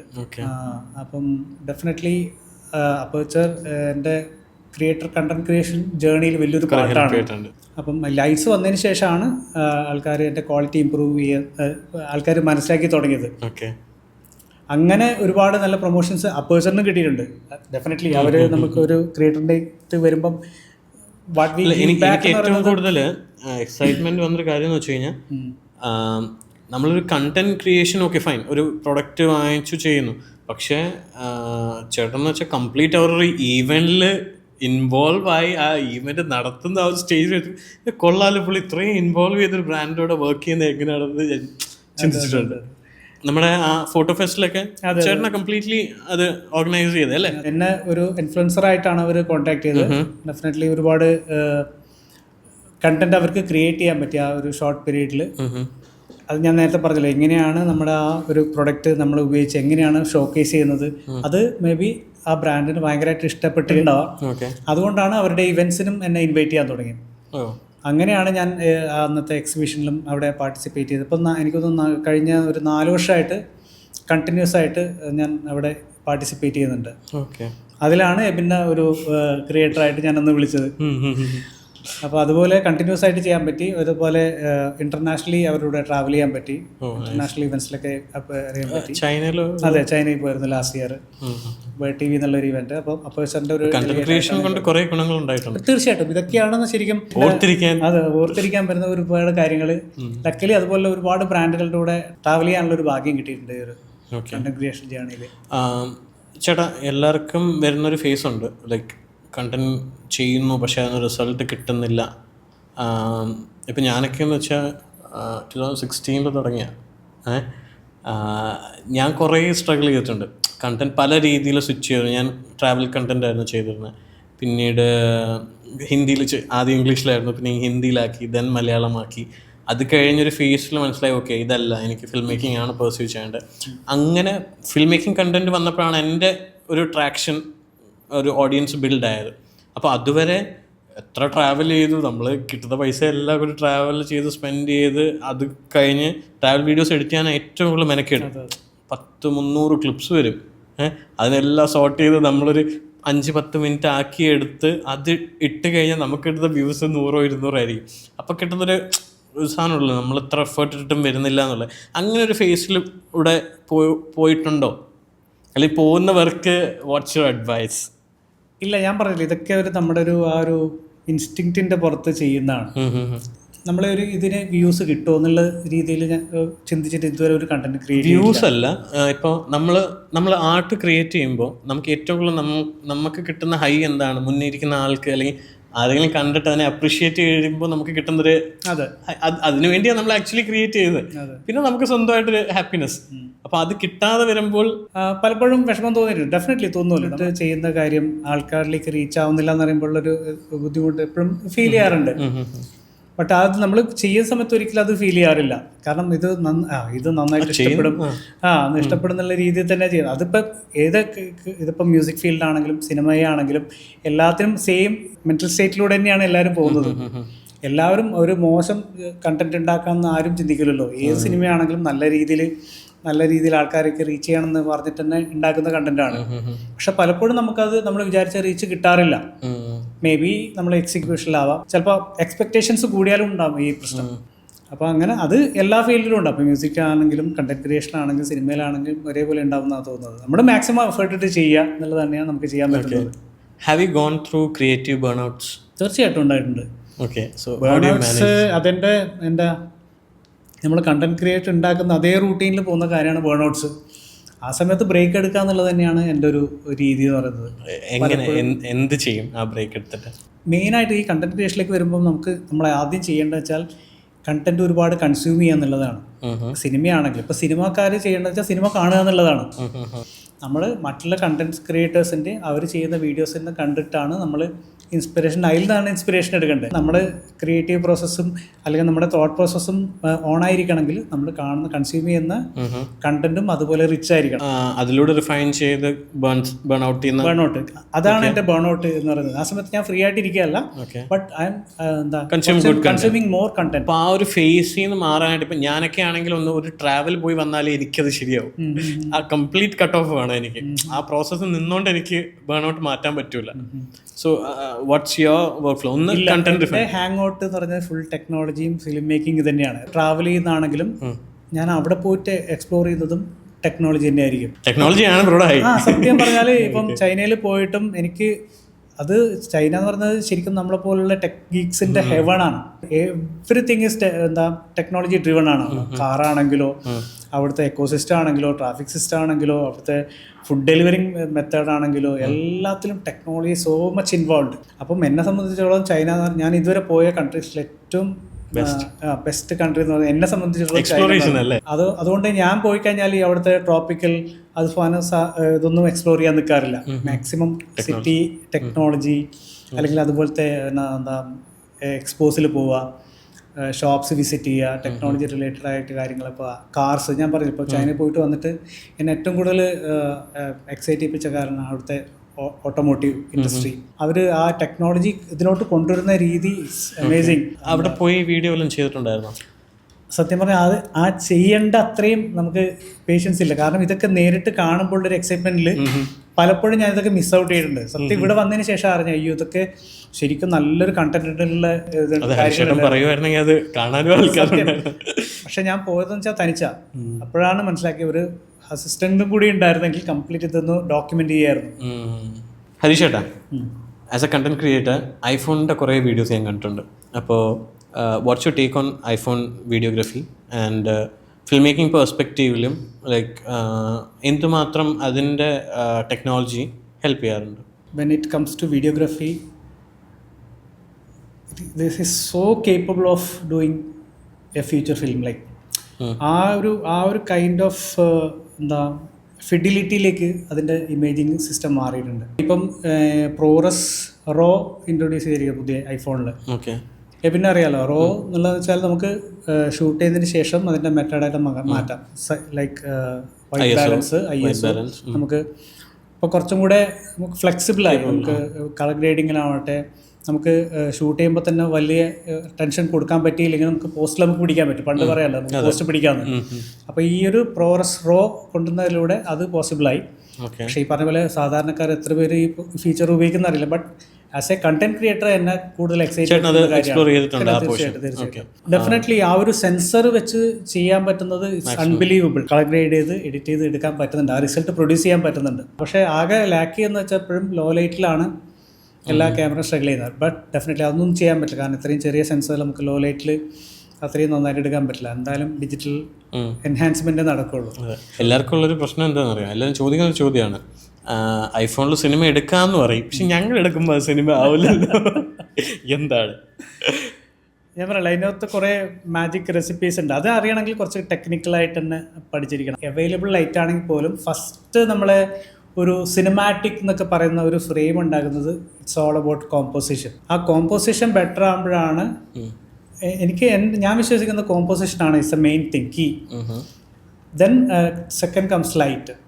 ബെസ്റ്റ് കോമ്പോസിഷൻ പ്ലസ് ഫ്രെയിമിങ്ങിൻ്റെ കൂടെ പെർഫെക്റ്റ് ലൈറ്റും കൂടെ വരുന്ന സമയത്ത് ഓൾമോസ്റ്റ് സെറ്റായി.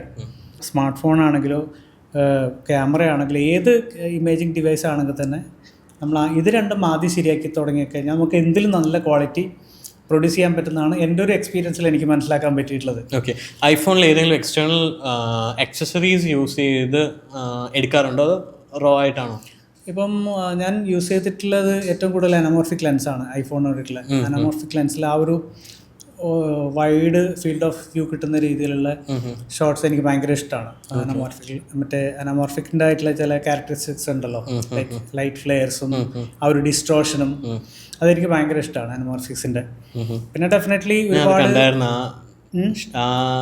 ലെൻസിന്റെ റിവ്യൂ കണ്ടായിരുന്നു, മൊമെന്റ് ലെൻസിന്റെ. അതെ, എനിക്ക് നല്ല അപ്രീസിയേഷൻ കിട്ടിയ, കാരണം എനിക്ക് ഭയങ്കര ഇഷ്ടമാണ്. ഒന്നാമത് ഒരുപാട് വലിയ എക്സ്പെൻസീവ് ക്യാമറകൾ ഉപയോഗിച്ചിട്ട് വോ ഫാക്ടർ ഉണ്ടാക്കുന്നതിനെക്കാട്ടും എനിക്കിഷ്ടം ഇതുപോലുള്ള ചെറിയ ഒരു സ്മാർട്ട് ഫോൺ വെച്ചിട്ട് ഇങ്ങനെയൊക്കെ ചെയ്യാൻ പറ്റുമോ. അതെനിക്ക് പണ്ട് തൊട്ടേ എൻ്റെ ചാനലിൻ്റെ തുടക്കത്തിൽ തൊട്ടേ ഞാൻ ഐഫോണിൽ എടുത്തിട്ടുള്ള ഒരുപാട് വീഡിയോസ് ഉണ്ടായിട്ടുണ്ട്. ഐഫോണിൽ മാത്രമല്ല, ചെറിയ ഡിവൈസ് നമുക്ക് ഇപ്പം പോക്കറ്റ് ക്യാമറയിലെ DJയുടെ അതൊക്കെ വെച്ചിട്ട് ഞാൻ വീഡിയോസ് ചെയ്തിട്ടുണ്ട്. അപ്പം ഇതുപോലെ ചെറിയ റിസോഴ്സ് ഉപയോഗിച്ചിട്ട് വോ ഫാക്ടർ ഉണ്ടാക്കാനാണ് എനിക്കിഷ്ടം. വലിയ സിനിമ ക്യാമറ ഉപയോഗിച്ചിട്ട് അത് ഡെഫിനറ്റ്ലി നമുക്ക് എന്തായാലും ആ റിസൾട്ട് കൊണ്ടുപോകാൻ പറ്റും. പക്ഷേ ഒരു പോക്കറ്റ് ക്യാമറ വെച്ചിട്ടോ അല്ലെങ്കിൽ ഒരു ആക്ഷൻ ക്യാമറ വെച്ചിട്ടോ അല്ലെങ്കിൽ മൊബൈൽ ഫോണിലെ ക്യാമറ വെച്ചിട്ടോ ബെറ്റർ ഇമേജ് ഉണ്ടാക്കുമ്പോൾ ആൾക്കാർ കിട്ടുന്ന ഒരു വോ ഫാക്ടർ അത് ഭയങ്കരമായിട്ട് എനിക്ക് ഇഷ്ടമാണ്. അതുപോലെ ഉപയോഗിക്കുന്നതാണ് ഞാൻ ഫോൺ റിഗ്സ് ഉപയോഗിക്കാറുണ്ട്. സ്മോൾ റിഗ് പോലുള്ള അത് നമുക്ക് ഡെഫിനറ്റ്ലി ഇതൊരു കൺവീനിയൻസിനെയാണ് ഉപയോഗിക്കുന്നത്. ഇപ്പോൾ എല്ലാവരും വിചാരിക്കും റിഗ്സ് ഒക്കെ ഉപയോഗിച്ചിട്ട് ക്വാളിറ്റി എൻഹാൻസ്മെൻറ്റിനുള്ള സാധനമല്ല, നമ്മുടെ കൺവീനിയൻസ്, നമുക്ക് ഷൂട്ടിങ്ങിലുള്ള കുറച്ചും കൂടെ കൺവീനിയൻസിന് വേണ്ടിയിട്ടാണ് ഈ റിഗും കേജിങ്ങും അല്ലെങ്കിൽ അഡീഷണൽ ആക്സസറീസ് മൗണ്ട് ചെയ്യാനുള്ള കാര്യങ്ങളൊക്കെ ചെയ്യാൻ പറ്റുന്നത്. അപ്പോൾ പ്രോപ്പർ ഒരു സിനിമ ക്യാമറ റിഗ് ചെയ്യുന്ന പോലെ തന്നെ നമുക്ക് ഇപ്പോൾ സ്മാർട്ട് ഫോണും റിഗ് ചെയ്യാം. കംപ്ലീറ്റ് ഹാൻഡിൽസും എക്സ്റ്റേണൽ SSD ലൈറ്റ്സ്, പിന്നെ നമുക്ക് എക്സ്റ്റേണൽ മൈക്രോഫോൺ വേണമെന്നുണ്ടെങ്കിൽ അത് മൗണ്ട് ചെയ്യാനുള്ളത്, ഒരുപാട് ആക്സസറീസ് ഇറങ്ങി തുടങ്ങി. അപ്പോൾ അങ്ങനത്തൊക്കെ എക്സ്പ്ലോർ ചെയ്യാൻ എനിക്ക് ഭയങ്കര ഇഷ്ടമാണ്. ഹരീഷ് ബ്രോയുടെ കണ്ടന്റ് ക്രിയേഷൻ ജേർണിയിൽ AI എന്തുമാത്രം ഹെൽപ്ഫുൾ ആയിട്ടുണ്ട്? നമുക്കൊരു കോൺസെപ്റ്റ് ഉണ്ടാക്കുന്ന തൊട്ട് AI സ്റ്റാർട്ട് ചെയ്യും. ഓക്കെ, ഡെഫിനറ്റ്ലി ChatGPT എല്ലാവരും ഉപയോഗിക്കുന്ന പോലെ തന്നെ ഞാനും ഉപയോഗിക്കാറുണ്ട്. കോൺട്രിബ്യൂഷൻ റിസർച്ചിൻ്റെ ഭാഗത്ത് ചില ടൈമിൽ കറക്റ്റ് കണ്ടന്റ് ആണോ എന്ന ഡൗട്ട് നമുക്ക് തോന്നാറില്ല. അതിന്റെ ഒത്തന്റിസിറ്റി അല്ലേ ChatGPT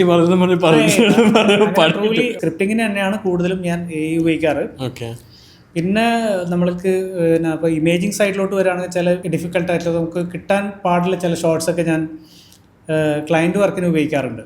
ലൈക്ക് ഇപ്പോൾ ഉദാഹരണം പറയുന്നത് ഇപ്പോൾ പെനിയുടെ കാര്യത്തിൽ ഞാൻ പറഞ്ഞില്ലേ, അതിൽ ലാസ്റ്റ് ചെയ്ത ഒരു 3 വീഡിയോ കംപ്ലീറ്റ്ലി AI ഉപയോഗിച്ചിട്ടാണ് ചെയ്തത്. അതിൻ്റെ സ്ക്രിപ്റ്റിംഗ് തൊട്ട് AI ആണ്. അപ്പോൾ ശരിക്കും ഒരു 0 ഷൂട്ട് എന്നുള്ള രീതിയിൽ തന്നെ ഞാനത് പ്രൊമോട്ട് ചെയ്തിട്ടുണ്ട്. ടൂൾസ് എന്ന് വെച്ചാൽ നമുക്ക് അതിനകത്ത് എനിക്ക് തോന്നുന്നു ഒരു 6-7 പ്ലാറ്റ്ഫോംസ് ഉപയോഗിച്ചിട്ടുണ്ട്. നമുക്ക് ഒരിക്കലും ഒരു ക്ലിങ്ക് ഉപയോഗിച്ചിട്ടുണ്ട്. ക്ലിങ്ക് ഡെഫിനറ്റ്ലി VO3, ഗൂഗിളിൻ്റെ VO3 ഉപയോഗിച്ചിട്ടുണ്ട്. പിന്നെ മിഡ് ജേണി ഉപയോഗിച്ചിട്ടുണ്ട്. ഏകദേശം എന്തിനും ഫയർഫ്ലൈ, അഡോബിൻ്റെ കുറേ പ്ലാറ്റ്ഫോംസ് ഉപയോഗിച്ചിട്ടുണ്ട്. പിന്നെ ഞാൻ ആർട്ടിലിസ്റ്റ് പോലുള്ള അതിൻ്റെ സബ്സ്ക്രിപ്ഷൻ എനിക്കുണ്ട്. അപ്പോൾ അതിനകത്തും നമുക്ക് മൾട്ടിപ്പിൾ പ്ലാറ്റ്ഫോംസ് നമുക്ക് സബ്സ്ക്രൈബ് ചെയ്യേണ്ട ആവശ്യമില്ല, എല്ലാം കോമണൈസ് ആയിട്ട് വന്നിട്ടുണ്ട്. അപ്പോൾ അതിനകത്ത് ഞാൻ പറഞ്ഞില്ല 7ഓളം പ്ലാറ്റ്ഫോംസ് ഉപയോഗിച്ചിട്ടാണ് ഞാൻ ലാസ്റ്റ് വീഡിയോ ഒക്കെ ജനറേറ്റ് ചെയ്തിട്ടുള്ളത്. നമുക്ക് ചില ഷോർട്സ് നമുക്ക് എങ്ങനെയും നമുക്ക് ഷൂട്ട് ചെയ്തെടുക്കാൻ പറ്റില്ല. അപ്പം ദുബായി പോയി ഷൂട്ട് ചെയ്യണമെന്ന് വിചാരിച്ചു, നമുക്കിപ്പോൾ നമ്മുടെ കണ്ടന്റ് ക്രിയേഷനിൽ അത് അത്ര ഫീസിബിൾ അല്ല ഫിനാൻഷ്യലി. അപ്പോൾ അതുപോലെയുള്ള ദുബായിലൊരു ഇവൻറ്റ് നമുക്കൊരു റീക്രിയേറ്റ് ചെയ്യണം. അതെങ്കിൽ കോപ്പിറൈറ്റ് ഇല്ലാതെ, സ്റ്റോക്ക് ഫുട്ടേജസ് ഒരുപാട് കിട്ടും, ബട്ട് നമുക്ക് കോപ്പിറൈറ്റ് ഇഷ്യൂസ് ഇല്ലാതെ നമുക്കൊരു ഇത് ചെയ്യണമെന്നുണ്ടെങ്കിൽ നമുക്ക് വെച്ചിട്ട് സുഖമായിട്ട് ചെയ്തെടുക്കാൻ പറ്റും. അതുപോലെ കുറേ ഷോർട്സ് ആ വീഡിയോയിൽ ഞാൻ ഉപയോഗിച്ചിട്ടുണ്ട്. ഗ്രീൻ മാംഗോയുടെ ഒരു ഫ്ലേവർ കാണിക്കുന്ന ഒരു ഷോട്ട്. അപ്പോൾ അതിൽ എനിക്ക് ഫസ്റ്റ് ഷോട്ട് വേണ്ടതെന്ന് വെച്ചാൽ പച്ച മാങ്ങ മരത്തിൽ നിന്ന് വീഴണം. ഇത് പച്ചമാങ്ങ ഒരിക്കലും മരത്തിൽ നിന്ന് വീഴില്ല, എറിഞ്ഞിടണം. അപ്പം അതുപോലുള്ള ഷോട്ടാണ്. ആ മാങ്ങ നേരെ വീഴുന്ന എൻ്റെ കയ്യിലോട്ട്, അങ്ങനത്തെ ഒരു ഷോട്ടാണ് ഞാൻ പ്ലാൻ ചെയ്തത്. ബട്ട് ആ ഷോട്ട് എനിക്ക് ചെയ്തെടുക്കാൻ പറ്റി, ഉള്ളതുകൊണ്ട് സ്മൂത്തായിട്ട് ചെയ്തെടുക്കാൻ പറ്റി. അത് ഷൂട്ട് ചെയ്യാനും പറ്റില്ല, മനസ്സിലായില്ലേ? അപ്പം അങ്ങനത്തെ കേസിൽ ഒരുപാട് ഹെൽപ്പ് ചെയ്തിട്ടുണ്ട്. പിന്നെ അതർ ദാൻ AI ഉപയോഗിക്കുന്ന ടൂൾസ് എൻ്റെ പ്രൊഫഷണൽ വർക്കിൽ ഒരുപാട് വർക്ക് ഫ്ലോയിൽ ഒരുപാട് ഹെൽപ്പ് ചെയ്തിട്ടുണ്ട്. ലൈക്ക് വോയിസ് ഓവർ ക്രിയേറ്റ് ചെയ്യാൻ വേണ്ടിയിട്ട്. ഇപ്പം അറിയാമല്ലോ, ഇപ്പം ബജറ്റൊക്കെ കുറഞ്ഞ് വരുന്ന സമയമാണ്. അപ്പം ആർട്ടിസ്റ്റിന് ചിലർക്ക് അഫോർഡ് ചെയ്യാൻ പറ്റാത്ത അവസരങ്ങളുണ്ടാവാറുണ്ട്. ആ സമയത്തൊക്കെ 11 Labs ഞാൻ പറഞ്ഞു വോയിസ് ഓവറിന് ചെയ്യാൻ വേണ്ടിയിട്ട്.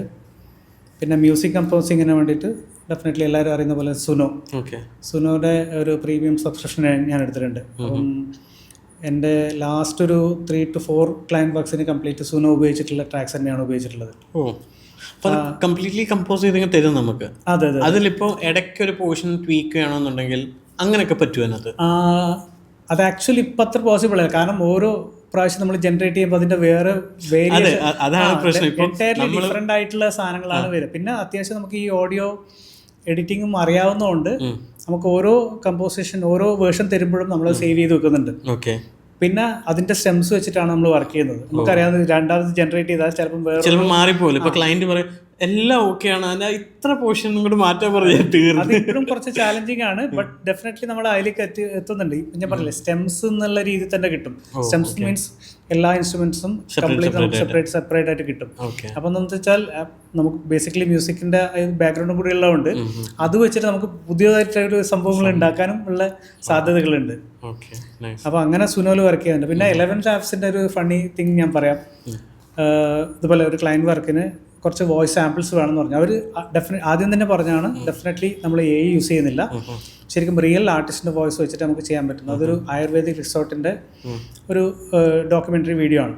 അപ്പോൾ ഇതിനകത്ത് ഭയങ്കര സൂത്തിങ് ആയിട്ടുള്ള ഒരു മെഡിറ്റേഷൻ കാമായിട്ടുള്ള ഒരു വോയിസ് വേണമെന്ന് പറഞ്ഞു. അപ്പം അവരുടെ ചെന്നത് വെച്ചാൽ AI വെച്ച് അത് ക്രിയേറ്റ് ചെയ്യാൻ പറ്റില്ല എന്നാണ്. അപ്പോൾ ഞാൻ ഇവിടെ മോസ്റ്റ് പോപ്പുലർ ആയിട്ടുള്ള ഒരു ഭയങ്കര ടാലൻറ്റഡ് ആയിട്ടുള്ള 2 ആർട്ടിസ്റ്റിൻ്റെ വോയിസ് സാമ്പിൾസ് അയച്ചു. വോയിസ് ഒക്കെ ഓക്കെയാണ്, ബട്ട് സ്ക്രിപ്റ്റ് കൊടുത്തിട്ട് അവർ മൂഡൊക്കെ പിടിച്ച് വരുമ്പോൾ പറഞ്ഞ് അത് വർക്കാവുന്നില്ല എന്ന് പറഞ്ഞു. എന്നിട്ട് ഞാൻ പറഞ്ഞു ഞാനൊന്ന് ഒരു സാമ്പിളും കൂടെ അയക്കാമെന്ന് പറഞ്ഞിട്ട് ഞാൻ AI ജനറേറ്റ് ചെയ്ത് അയച്ചു കൊടുത്തു. ഇത് പുതിയൊരു ആർട്ടിസ്റ്റ് ആണെന്നൊക്കെ പറഞ്ഞു. അതിലും ആർട്ടിസ്റ്റ് കൺസിസ്റ്റൻസി കിട്ടും കേട്ടോ. ഈ വോയിസിലും നമുക്കൊരു ആർട്ടിസ്റ്റ് ഒരു വോയിസ് സാമ്പിൾസ് അസൈൻ ചെയ്ത് നമുക്ക് എത്ര വേരിയേഷൻസും ഉണ്ടാക്കാൻ പറ്റും. എല്ലാ എക്സ്പ്രഷനും നമുക്ക് ജനറേറ്റ് ചെയ്തെടുക്കാൻ പറ്റും. അങ്ങനെ ഒരു ആർട്ടിസ്റ്റിൻ്റെ ഒരു റെഫറൻസ് വെച്ചിട്ട് ഞാൻ വോയിസ് ക്രിയേറ്റ് ചെയ്ത് അയച്ചു കൊടുത്ത് ആ വോയിസ് ആണ് ഇപ്പോൾ അപ്രൂവ് ആയിട്ടുള്ളത്. വളരെ ഭയങ്കര എന്ത് സൂത്തിങ് ആ വോയിസിൻ്റെ ടെക്സ്ചേഴ്സ്. നമ്മളിപ്പം എപ്പോഴും വോയിസ് AI വെച്ചിട്ട് ഭയങ്കര റോബോട്ടിക് ആയിരിക്കും, നാച്ചുറൽ എലമെന്റ്സ് കുറവായിരിക്കും, പക്ഷേ ഒരുപാട് ഇമ്പ്രൂവ് ആയിട്ടുണ്ട് അതിൽ. അത് നിങ്ങൾക്ക് വേണമെന്നുണ്ടെങ്കിൽ യൂട്യൂബിൽ പോയി നോക്കിയാൽ ആ വീഡിയോസ് കാണാൻ പറ്റും. ഒരു നീരവ ഹോളിസ്റ്റിക് സെന്ററിന്റെ ഒരു വീഡിയോ ആയിരുന്നു. അതിനകത്തൊരു പഞ്ചകർമ്മ ഇതൊക്കെ അവരുടെ പ്രോസസ്സൊക്കെ കാണിക്കുന്ന ഒരു വീഡിയോ. അപ്പോൾ ഭയങ്കര സൂത്തിങ് ആയിട്ടുള്ളൊരു മെഡിറ്റേഷൻ സൗണ്ടും ആ വോയിസിന്റെ ഹസ്കിനെസ് ഒക്കെ ഉള്ള ഒരു ഇതാണ്. അത്രയും പെർഫെക്റ്റ് ആയിട്ട് അതിനകത്ത് ചെയ്തെടുക്കാൻ പറ്റും. നമ്മുടെയൊക്കെ പണി പോവോ? ഞാൻ പറഞ്ഞില്ല, വോയിസ് ഓവർ ആർട്ടിസ്റ്റിന് ഭയങ്കര ചാലഞ്ചാണ്. മേ ബി അത് എവിടെ വരെ എത്തുന്നുള്ളത് പറയാൻ പറ്റില്ല. എഡിറ്റേഴ്സ് എല്ലാവർക്കും ചാലഞ്ചിങ് തന്നെയാണ് ഈ ഒരു AI എന്ന് പറയുന്നത്. ബട്ട് അത് നമ്മൾ പേടിച്ചിട്ട് കാര്യമില്ല. അത് നമ്മൾ യൂസ് ചെയ്യും. നമ്മുടെ വർക്ക് ഫ്ലോയിൽ അത് എങ്ങനെ ഇൻകോർപ്പറേറ്റ് ചെയ്ത് അതുപോലെ ഇരിക്കും. നമ്മൾ എൻഹാൻസ്മെന്റ് ഉപയോഗിക്കാം, നമ്മുടെ വർക്ക് സ്പീഡപ്പ് ആക്കാൻ വേണ്ടിയിട്ട് ടൂൾ ഉപയോഗിക്കാം. അത് പേടിച്ച് തന്നിട്ട് കാര്യമില്ല ഡെഫിനറ്റ്ലി. ചേട്ടാ, പുതിയ കറന്റ് ട്രെൻഡായിട്ട് ഫോളോ അപ്പ് ചെയ്ത് നിൽക്കാറുണ്ടോ? ഇപ്പം നമ്മൾ തുടങ്ങിയ സമയത്ത് ഉണ്ടായിരുന്ന ഒരു എഡിറ്റിംഗ് പാറ്റേണേ അല്ല ഇപ്പോൾ കണ്ടന്റ് ക്രിയേഷൻ വന്നേക്കുന്നത്. പിന്നെ മാക്സിമം ഞാൻ പറഞ്ഞില്ല നേരത്തെ, ഒരു കണ്ടന്റ് നമ്മൾ കൺസ്യൂം ചെയ്യുന്ന പോലെ ഇരിക്കും. നമുക്ക് പുതിയ പുതിയ സ്റ്റൈലും അഡാപ്റ്റേഷനും ഇങ്ങനെ റെഫർ ചെയ്തുകൊണ്ടിരിക്കുക, അല്ലെങ്കിൽ ഇൻസ്പയർ ചെയ്തുകൊണ്ടിരിക്കുക. എന്നാലും മാത്രമേ നമുക്ക് ഇതിനകത്ത് അപ്ഡേറ്റഡ് ആയിട്ട്. മേജറായിട്ട് നിങ്ങളുടെ ടെക് ഇൻഡസ്ട്രിയിൽ വന്ന ചേഞ്ച് എന്തൊക്കെയാണ്? സ്മാർട്ട് ഫോണിൻ്റെ എനിക്ക് തോന്നുന്നു അതിൻ്റെ ഒരു സാച്ചുറേഷൻ പീരീഡിലേക്ക് എത്തി. അതിനകത്ത് ഇന്നോവേഷൻസ് കൊണ്ടുവരാനില്ല. എനിക്ക് ഭയങ്കര ഇപ്പം എക്സൈറ്റിംഗ് ആയിട്ട് തോന്നിയിട്ടുള്ളൊരു ഇന്നോവേഷൻ എന്ന് പറയുന്നത് ഇപ്പം ഹെഡ് മൗണ്ടഡ് ഡിവൈസസ്. അതൊരു ഫ്യൂച്ചറാണെന്ന് പറയാം നമുക്ക് ഇതിനകത്ത് ടെക്നോളജിയിൽ. പിന്നെ ഡിവൈസ്ലെസ്, ഇപ്പം ആ ഡിവൈസിൻ്റെ പേര് മറന്നു, നമ്മൾ പോക്കറ്റിൽ കുത്തി വെക്കുന്നൊരു ഡിവൈസ് ഉണ്ടായിരുന്നല്ലോ, അതിൻ്റെ പേര് മറന്നുപോയി. അപ്പോൾ അതുപോലെയുള്ള ഒരു ഡിവൈസ്ലെസ് ഒരു ഡിവൈസിൻ്റെ സൈസ് കുറച്ചിട്ട് അത് ചെയ്യുന്ന കാര്യങ്ങളുടെ ഔട്ട്പുട്ട് കൂട്ടുന്ന കുറേ ഡിവൈസസ് വരാൻ പോവാം. ഇപ്പം റിംഗ്, സ്മാർട്ട് റിങ്സ് ആയിക്കോട്ടെ. ഇപ്പോൾ തന്നെ നമ്മുടെ മെറ്റയുടെ പുതിയ ഗ്ലാസ് ഇറങ്ങിയല്ലോ, പുതിയ. അതിനകത്ത് മെറ്റ ഗ്ലാസും അതിൻ്റെ ഒരു റിസ്റ്റ് ബാൻഡും വെച്ചിട്ടാണ് കംപ്ലീറ്റ് കമ്മ്യൂണിക്കേഷൻസ് ചെയ്യുന്നത്. അപ്പോൾ അത് എനിക്ക് ഭയങ്കര ഇൻട്രസ്റ്റിംഗ് ആയിട്ട് തോന്നി. കാരണം എപ്പോഴും മൊബൈൽ ഒരു സ്ക്രീനിൻ്റെ ഉള്ളിൽ മാത്രം ഒതുങ്ങാതെ ഇപ്പോൾ അതിൻ്റെ പുറത്തോട്ടുള്ള ഇന്നോവേഷൻസ് വരുന്നുണ്ട്. ഹെഡ് മൗണ്ടഡ് ഡിവൈസും ഗ്ലാസ്. ഹെഡ് മൗണ്ടഡ് എന്ന് വെച്ചാൽ നമ്മൾ ഇങ്ങനെ വെക്കുന്ന എന്തും ആവാം. അതിൻ്റെ സൈസ് കുറഞ്ഞപ്പം ഗ്ലാസ്സിലോട്ട് വന്നു. മേ ബി ഇനി പാമിൽ വരാം, തമ്മിൽ വരാം, ചെറിയ ജസ്റ്റേഴ്സിൽ കൺട്രോൾ ചെയ്യുന്ന ഡിവൈസസ് വരാം, കമ്മ്യൂണിക്കേഷനിൽ ഞാൻ പറഞ്ഞത്. അപ്പോൾ അത് ഭയങ്കര ആൻറ്റിസിപ്പേറ്റ് ചെയ്യുന്നൊരു അതൊക്കെ എക്സ്പ്ലോർ ചെയ്ത് തുടങ്ങിയോ? പിന്നെ തീർച്ചയായിട്ടും ഞാൻ പറഞ്ഞില്ല, ലാസ്റ്റ് ചൈന വിസിറ്റിൽ അതൊക്കെ നമുക്ക് എക്സ്പ്ലോർ ചെയ്യാൻ പറ്റി അവിടെ. ഓക്കെ. നമ്മുടെ ടെക് കണ്ടന്റ് ക്രിയേഷൻ എങ്ങോട്ട് ഹെഡ് ചെയ്തുകൊണ്ടിരിക്കുകയാണ്? ലൈക്ക് അടുത്തൊരു 4-5 വർഷത്തേക്ക് എന്തായിരിക്കും അവസ്ഥ? എന്തെങ്കിലും ടെക് കണ്ടന്റ് ക്രിയേഷൻ എന്താ വെച്ചാൽ വലിയൊരു പോസിബിലിറ്റി ഉണ്ട്. കാരണം എവറി ഡേ ടെക്നോളജി ഇവോൾവിംഗ് ആണ്. അപ്പം as a content creator, as a tech enthusiast നമുക്ക് പണി നിൽക്കുന്നേ ഇല്ല. കാരണം അത്രയും കൂടുതൽ കണ്ടന്റ് ചെയ്യാനുള്ള പോസിബിലിറ്റീസ് വന്നുകൊണ്ടിരിക്കുക. നമ്മൾ അപ്ഡേറ്റഡ് ആയിട്ട് നിൽക്കുക എന്നുള്ളത് മാത്രമാണ് ഈ ഫീൽഡിൽ നമുക്ക് ചെയ്യാൻ പറ്റുന്നത്. ഓക്കെ. ഈ പുതിയതായിട്ട് കണ്ടന്റ് ക്രിയേഷനിലോട്ട് വരുന്നവർക്ക് ചേട്ടന് കൊടുക്കാൻ പറ്റിയ അഡ്വൈസ് എന്താണ്? പാഷനേറ്റ് ആയിരിക്കുക എന്നുള്ളത് എനിക്കൊന്ന് കുറച്ചും കൂടി ഔട്ട്ഡേറ്റഡ് ആയി. ഇപ്പം നമ്മളിപ്പം ഒരു കണ്ടന്റ് ക്രിയേഷനിലോട്ട് ഇറങ്ങാൻ എനിക്ക് ഭയങ്കര പാഷൻ ഉണ്ടെന്ന് പറയുന്നൊന്നും കാര്യമില്ല ഈ കാലത്ത്. കാരണം അത്രയും പൊല്യൂട്ടഡ്, അത്രയും സാച്ചുറേറ്റഡ് ആയി. പൊല്യൂട്ടഡ് എന്നല്ല, സോറി, സാച്ചുറേറ്റഡ് എന്നാണ് ഉദ്ദേശിച്ചത്. അതെ അതെ, അങ്ങനെയും വ്യാഖ്യാനിക്കാം. പൊല്യൂട്ടഡും സാച്ചുറേറ്റഡ് ആയിട്ടുള്ള ഈ ഒരു ഇൻഡസ്ട്രിയിൽ ഒരാൾ സർവൈവ് ചെയ്യുക എന്നുള്ളത് പാഷൻ ഉണ്ടായാൽ മാത്രം നടക്കൂല. ഫയർ അത്രയും വേണം നമുക്ക്, അത്രയും. പക്ഷെ നമുക്ക് ഇപ്പൊ തെറിച്ച് നിൽക്കുക, അടിച്ചു നിൽക്കുക എന്നൊക്കെ പറയില്ലേ, അതുപോലെ അഗ്രസീവ് ആയിട്ട് നിന്നിട്ട് മാത്രമേ നമുക്ക് ഒരു 100 പേരുടെ ഇടയ്ക്ക് ഡിസ്റ്റിങ്ക്റ്റ് ആയിട്ട് നിൽക്കാൻ പറ്റും. എന്തെങ്കിലും യുണീക്നെസ് ഉണ്ടാവണം നമ്മുടെ കയ്യിൽ. ഡെഫിനറ്റ്ലി അതൊരു കീ പോയിന്റ് ആണ്. നമ്മളിപ്പോൾ എന്ത് കണ്ടന്റ് ക്രിയേഷനിൽ എന്തിലും ഇറങ്ങുകയാണെങ്കിൽ തന്നെ നമുക്കായിട്ടുള്ളൊരു നീഷ്, അല്ലെങ്കിൽ നമ്മുടേതായിട്ടുള്ള ഒരു നമ്മുടെ ഒരു ടച്ച് വേണം. ഹ്യൂമൻലി ടച്ച് എന്നൊക്കെ പറയുന്ന പോലെ നമ്മുടെ കാര്യത്തിൽ നിന്ന് ഇപ്പം എൻ്റെ വീഡിയോ കാണുന്നവർക്ക് ചിലപ്പം ക്വാളിറ്റി ആയിരിക്കാം, ചിലപ്പോൾ എൻ്റെ പ്രസൻറ്റേഷൻ ആയിരിക്കാം, എന്തെങ്കിലും ഒരു കീ എലമെന്റ് വേണം നമ്മളെ ഇഷ്ടപ്പെടാൻ. നമ്മുടേതായിട്ടൊരു സിഗ്നേച്ചർ വേണം അതിനകത്ത്. ആ ഒരു കരിസ്മയും കൂടെ ഉണ്ടെങ്കിൽ ഡെഫിനറ്റ്ലി നല്ല നമുക്ക് ഇതിനകത്ത് ഷൈൻ ചെയ്യാൻ പറ്റും. പാഷൻ വെച്ചുകൊണ്ട് മുമ്പോട്ട് പോകാൻ പറ്റില്ല ഈ കാലഘട്ടത്തിൽ. ഹരീഷേട്ടാ, എന്തെങ്കിലും ഒരു പാഷൻ പ്രോജക്റ്റ് എന്തെങ്കിലും ഇപ്പോൾ തലയിലുണ്ടോ? പാഷൻ പ്രോജക്റ്റ് ഞാൻ പറഞ്ഞില്ല, എനിക്ക് ഇതുപോലെ ചെറിയ ഗാഡ്ജറ്റ്സ് ഉപയോഗിച്ചിട്ട് വണ്ടേഴ്സ് ഉണ്ടാക്കാനാണ് എനിക്ക് ഇപ്പോഴും താല്പര്യമുള്ളത്. സ്മാർട്ട് ഫോൺ വെച്ചുകൊണ്ട് ഒരു നല്ലൊരു കണ്ടന്റ് ഉണ്ടാക്കണം എന്നുള്ളത് പ്ലാൻ കുറേ കാലമായിട്ടുണ്ട്. അതായത് കുറച്ച് സ്മാർട്ട് ഫോൺ എന്ന് വെച്ചാൽ വെറും ഒരു സിനിമാറ്റിക് വീഡിയോ അല്ല, അതിനകത്ത് കുറച്ച് സ്പെഷ്യൽ എഫക്ട്സും കാര്യങ്ങളും, അത് ഞാൻ അടുത്ത് തന്നെ റിവീൽ ചെയ്യാം. അങ്ങനത്തെ ഒരു പ്രൊജക്റ്റ് ഞാൻ കുറേ കാലമായിട്ട് മനസ്സിൽ വിചാരിക്കുന്നതാണ്. അതിനുള്ള കുറച്ച് റെഫറൻസും കാര്യങ്ങളൊക്കെ എടുത്തു വെച്ചിട്ടുണ്ട്. അത് ഡെഫിനറ്റ്ലി ഈ കുറേ പേർക്ക് ഹെൽപ്ഫുൾ ആവും തന്നെ വിചാരിക്കുന്നത്. നമുക്കൊരു റാപ്പിഡ് ഫയറിലേക്ക് പോയാലോ? Okay. Most important metrics of creator success: view or subscriber? Views, definitely. Subscriber അത് അവരുടെ ഇഷ്ടമുണ്ടെങ്കിൽ മാത്രമല്ല അവർ സബ്സ്ക്രൈബ് ചെയ്യേണ്ട ആവശ്യമുള്ളൂ. വ്യൂസ് തന്നെയാണ് ആസ് എ ക്രിയേറ്റർ നമുക്ക് വേണ്ടത്. Subscriber is our strength. നമ്മുടെ കൂടെ നിൽക്കുന്നവരാണ് subscribers. What's your favorite platform, YouTube or Instagram? Right, for creators. Right now, or is there any other third? No, right now it's definitely Instagram. Okay. മുമ്പ് എന്താ വെച്ചാൽ യൂട്യൂബിലേക്കുള്ള ഒരു window ആയിട്ടാണ് ഞാൻ Instagram use ചെയ്തുകൊണ്ടിരുന്നത്. സ്റ്റാർട്ടിങ് അങ്ങനെയായിരുന്നു. അതിലേക്കുള്ള ഒരു ട്രാഫിക് ജനറേറ്റ് ചെയ്യാനുള്ള ഒരു platform. Now it's getting reversed. തിരിച്ചാണ് കുറച്ചും കൂടെ എനിക്കൊന്ന് ഇൻസ്റ്റാഗ്രാം കുറച്ചും കൂടെ നമുക്ക് പെട്ടെന്ന് ഓഡിയൻസിലേക്ക് എത്താനുള്ള ഒരു ഇതും കൂടിയാണ്. അപ്ഡേറ്റഡ് ആയിട്ട് നിൽക്കാൻ പറ്റും ഇൻസ്റ്റാഗ്രാം വഴി.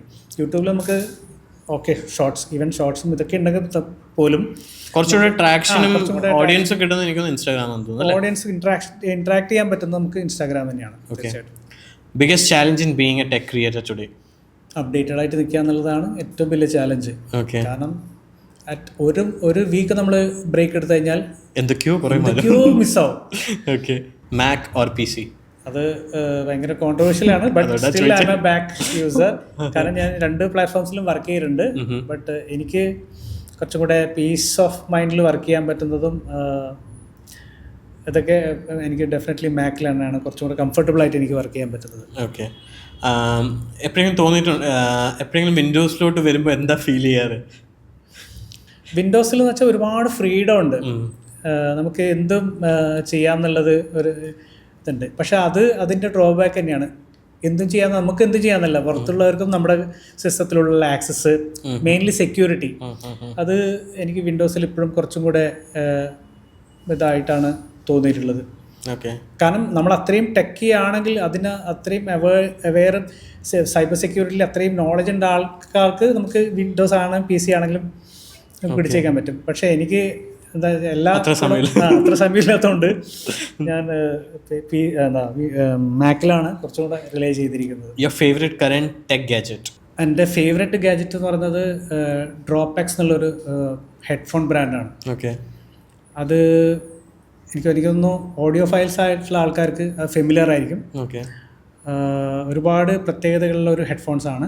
ഒന്നത് പ്ലാനാർ മാഗ്നറ്റിക് എന്നുള്ളൊരു ഡയഫ്രമാണ് അതിനകത്ത് വരുന്നത്. ടെക്നിക്കലായിട്ട് ഞാൻ കൂടുതൽ പറഞ്ഞില്ല. അതിനകത്ത് എന്ന് വെച്ചാൽ നമുക്ക് വേണ്ട സൗണ്ടിങ് കസ്റ്റമൈസ് ചെയ്തിട്ട് ഹാർഡ്വെയറിനകത്ത് സ്റ്റോർ ചെയ്യാൻ പറ്റും. നമ്മൾ ലിസണിങ്ങിൻ്റെ, അതായത് നമ്മുടെ ഇയർ ചെക്കപ്പ് ചെയ്ത് നമുക്ക് വേണ്ട ഫ്രീക്വൻസി എങ്ങനെയാണെന്ന് ഓട്ടോമാറ്റിക് ഐഡൻറ്റിഫൈഡ് ചെയ്ത് നമുക്ക് വേണ്ട ട്യൂണിങ് ഹെഡ്ഫോൺസിലേക്ക് സ്റ്റോർ ചെയ്യാൻ പറ്റുന്ന ഒരു ഡിവൈസാണ്.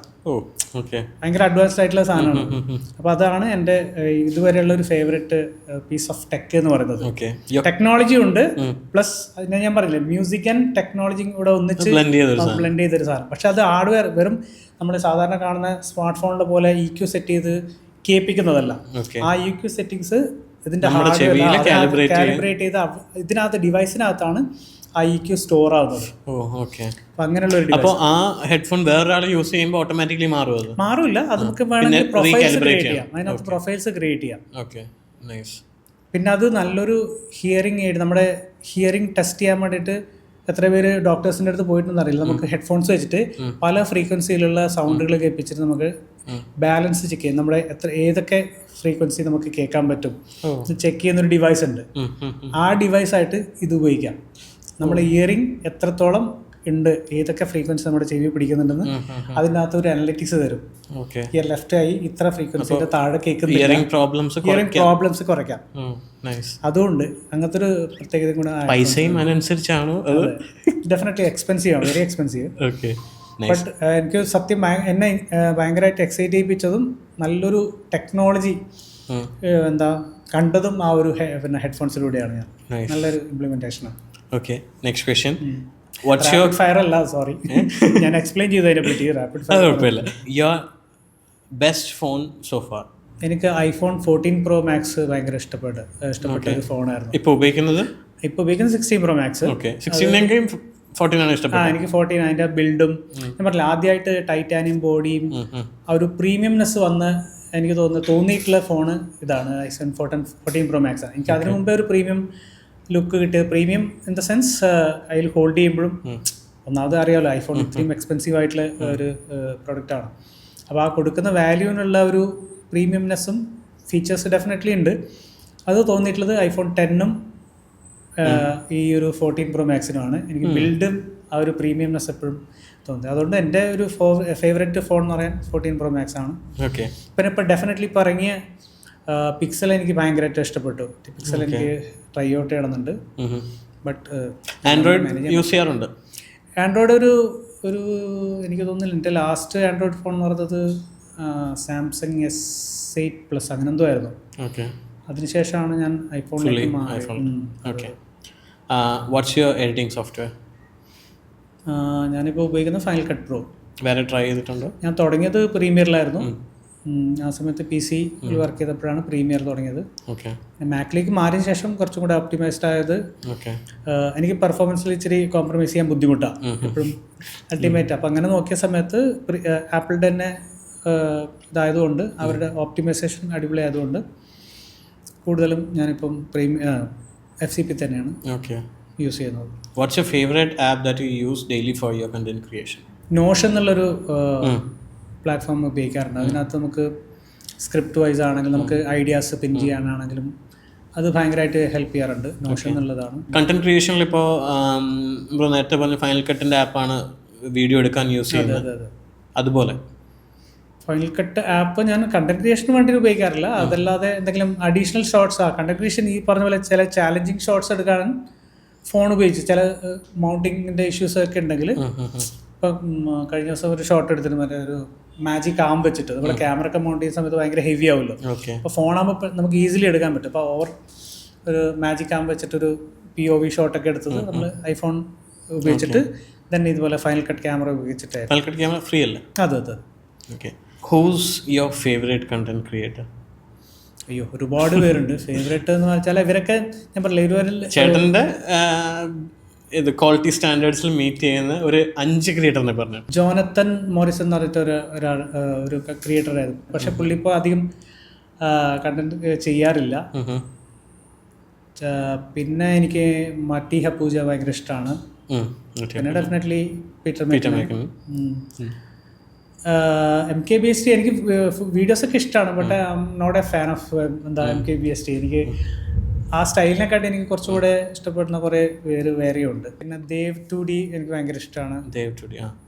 പിന്നെ ഡെഫിനറ്റ്ലി മിസ്റ്റർ ഹൂസ് ദ ബോസിലെ അരുൺ, ഇതൊക്കെയാണ് ചെയ്യുന്നത്. പിന്നെ ഫിലിം മേക്കേഴ്സ് ആയിട്ടുള്ള ഒരുപാട് പേരുണ്ട്. ഞാൻ ഈ ടെക് റിവ്യൂസ് ചെയ്യുന്ന മലയാളത്തിൽ എനിക്ക് ഇഷ്ടപ്പെട്ട ക്രിയേറ്റർ എന്ന് വെച്ച് കഴിഞ്ഞാൽ എനിക്ക് അതിപ്പോൾ ഇൻസ്റ്റാഗ്രാം അതന്നെ വെറുതെ നല്ല ക്രിയേറ്റർ ആയിരുന്നു മറ്റേ അജിത്ത്, മലയാളം ടെക്. പക്ഷെ പുള്ളി ഇപ്പം കണ്ടന്റ് കുറച്ചേ ചെയ്യുന്നുള്ളൂ. മിസ്റ്റർ പെർഫെക്റ്റ് ടെക്കിൽ നിതിൻ ഭയങ്കര ഇഷ്ടമുള്ള ആളാണ്. കുറച്ചും കൂടെ എനിക്ക് വളരെ ഒത്തൻറ്റിക് ആയിട്ട് തോന്നിയിട്ട് പുള്ളിയുടെ റിവ്യൂസൊക്കെ.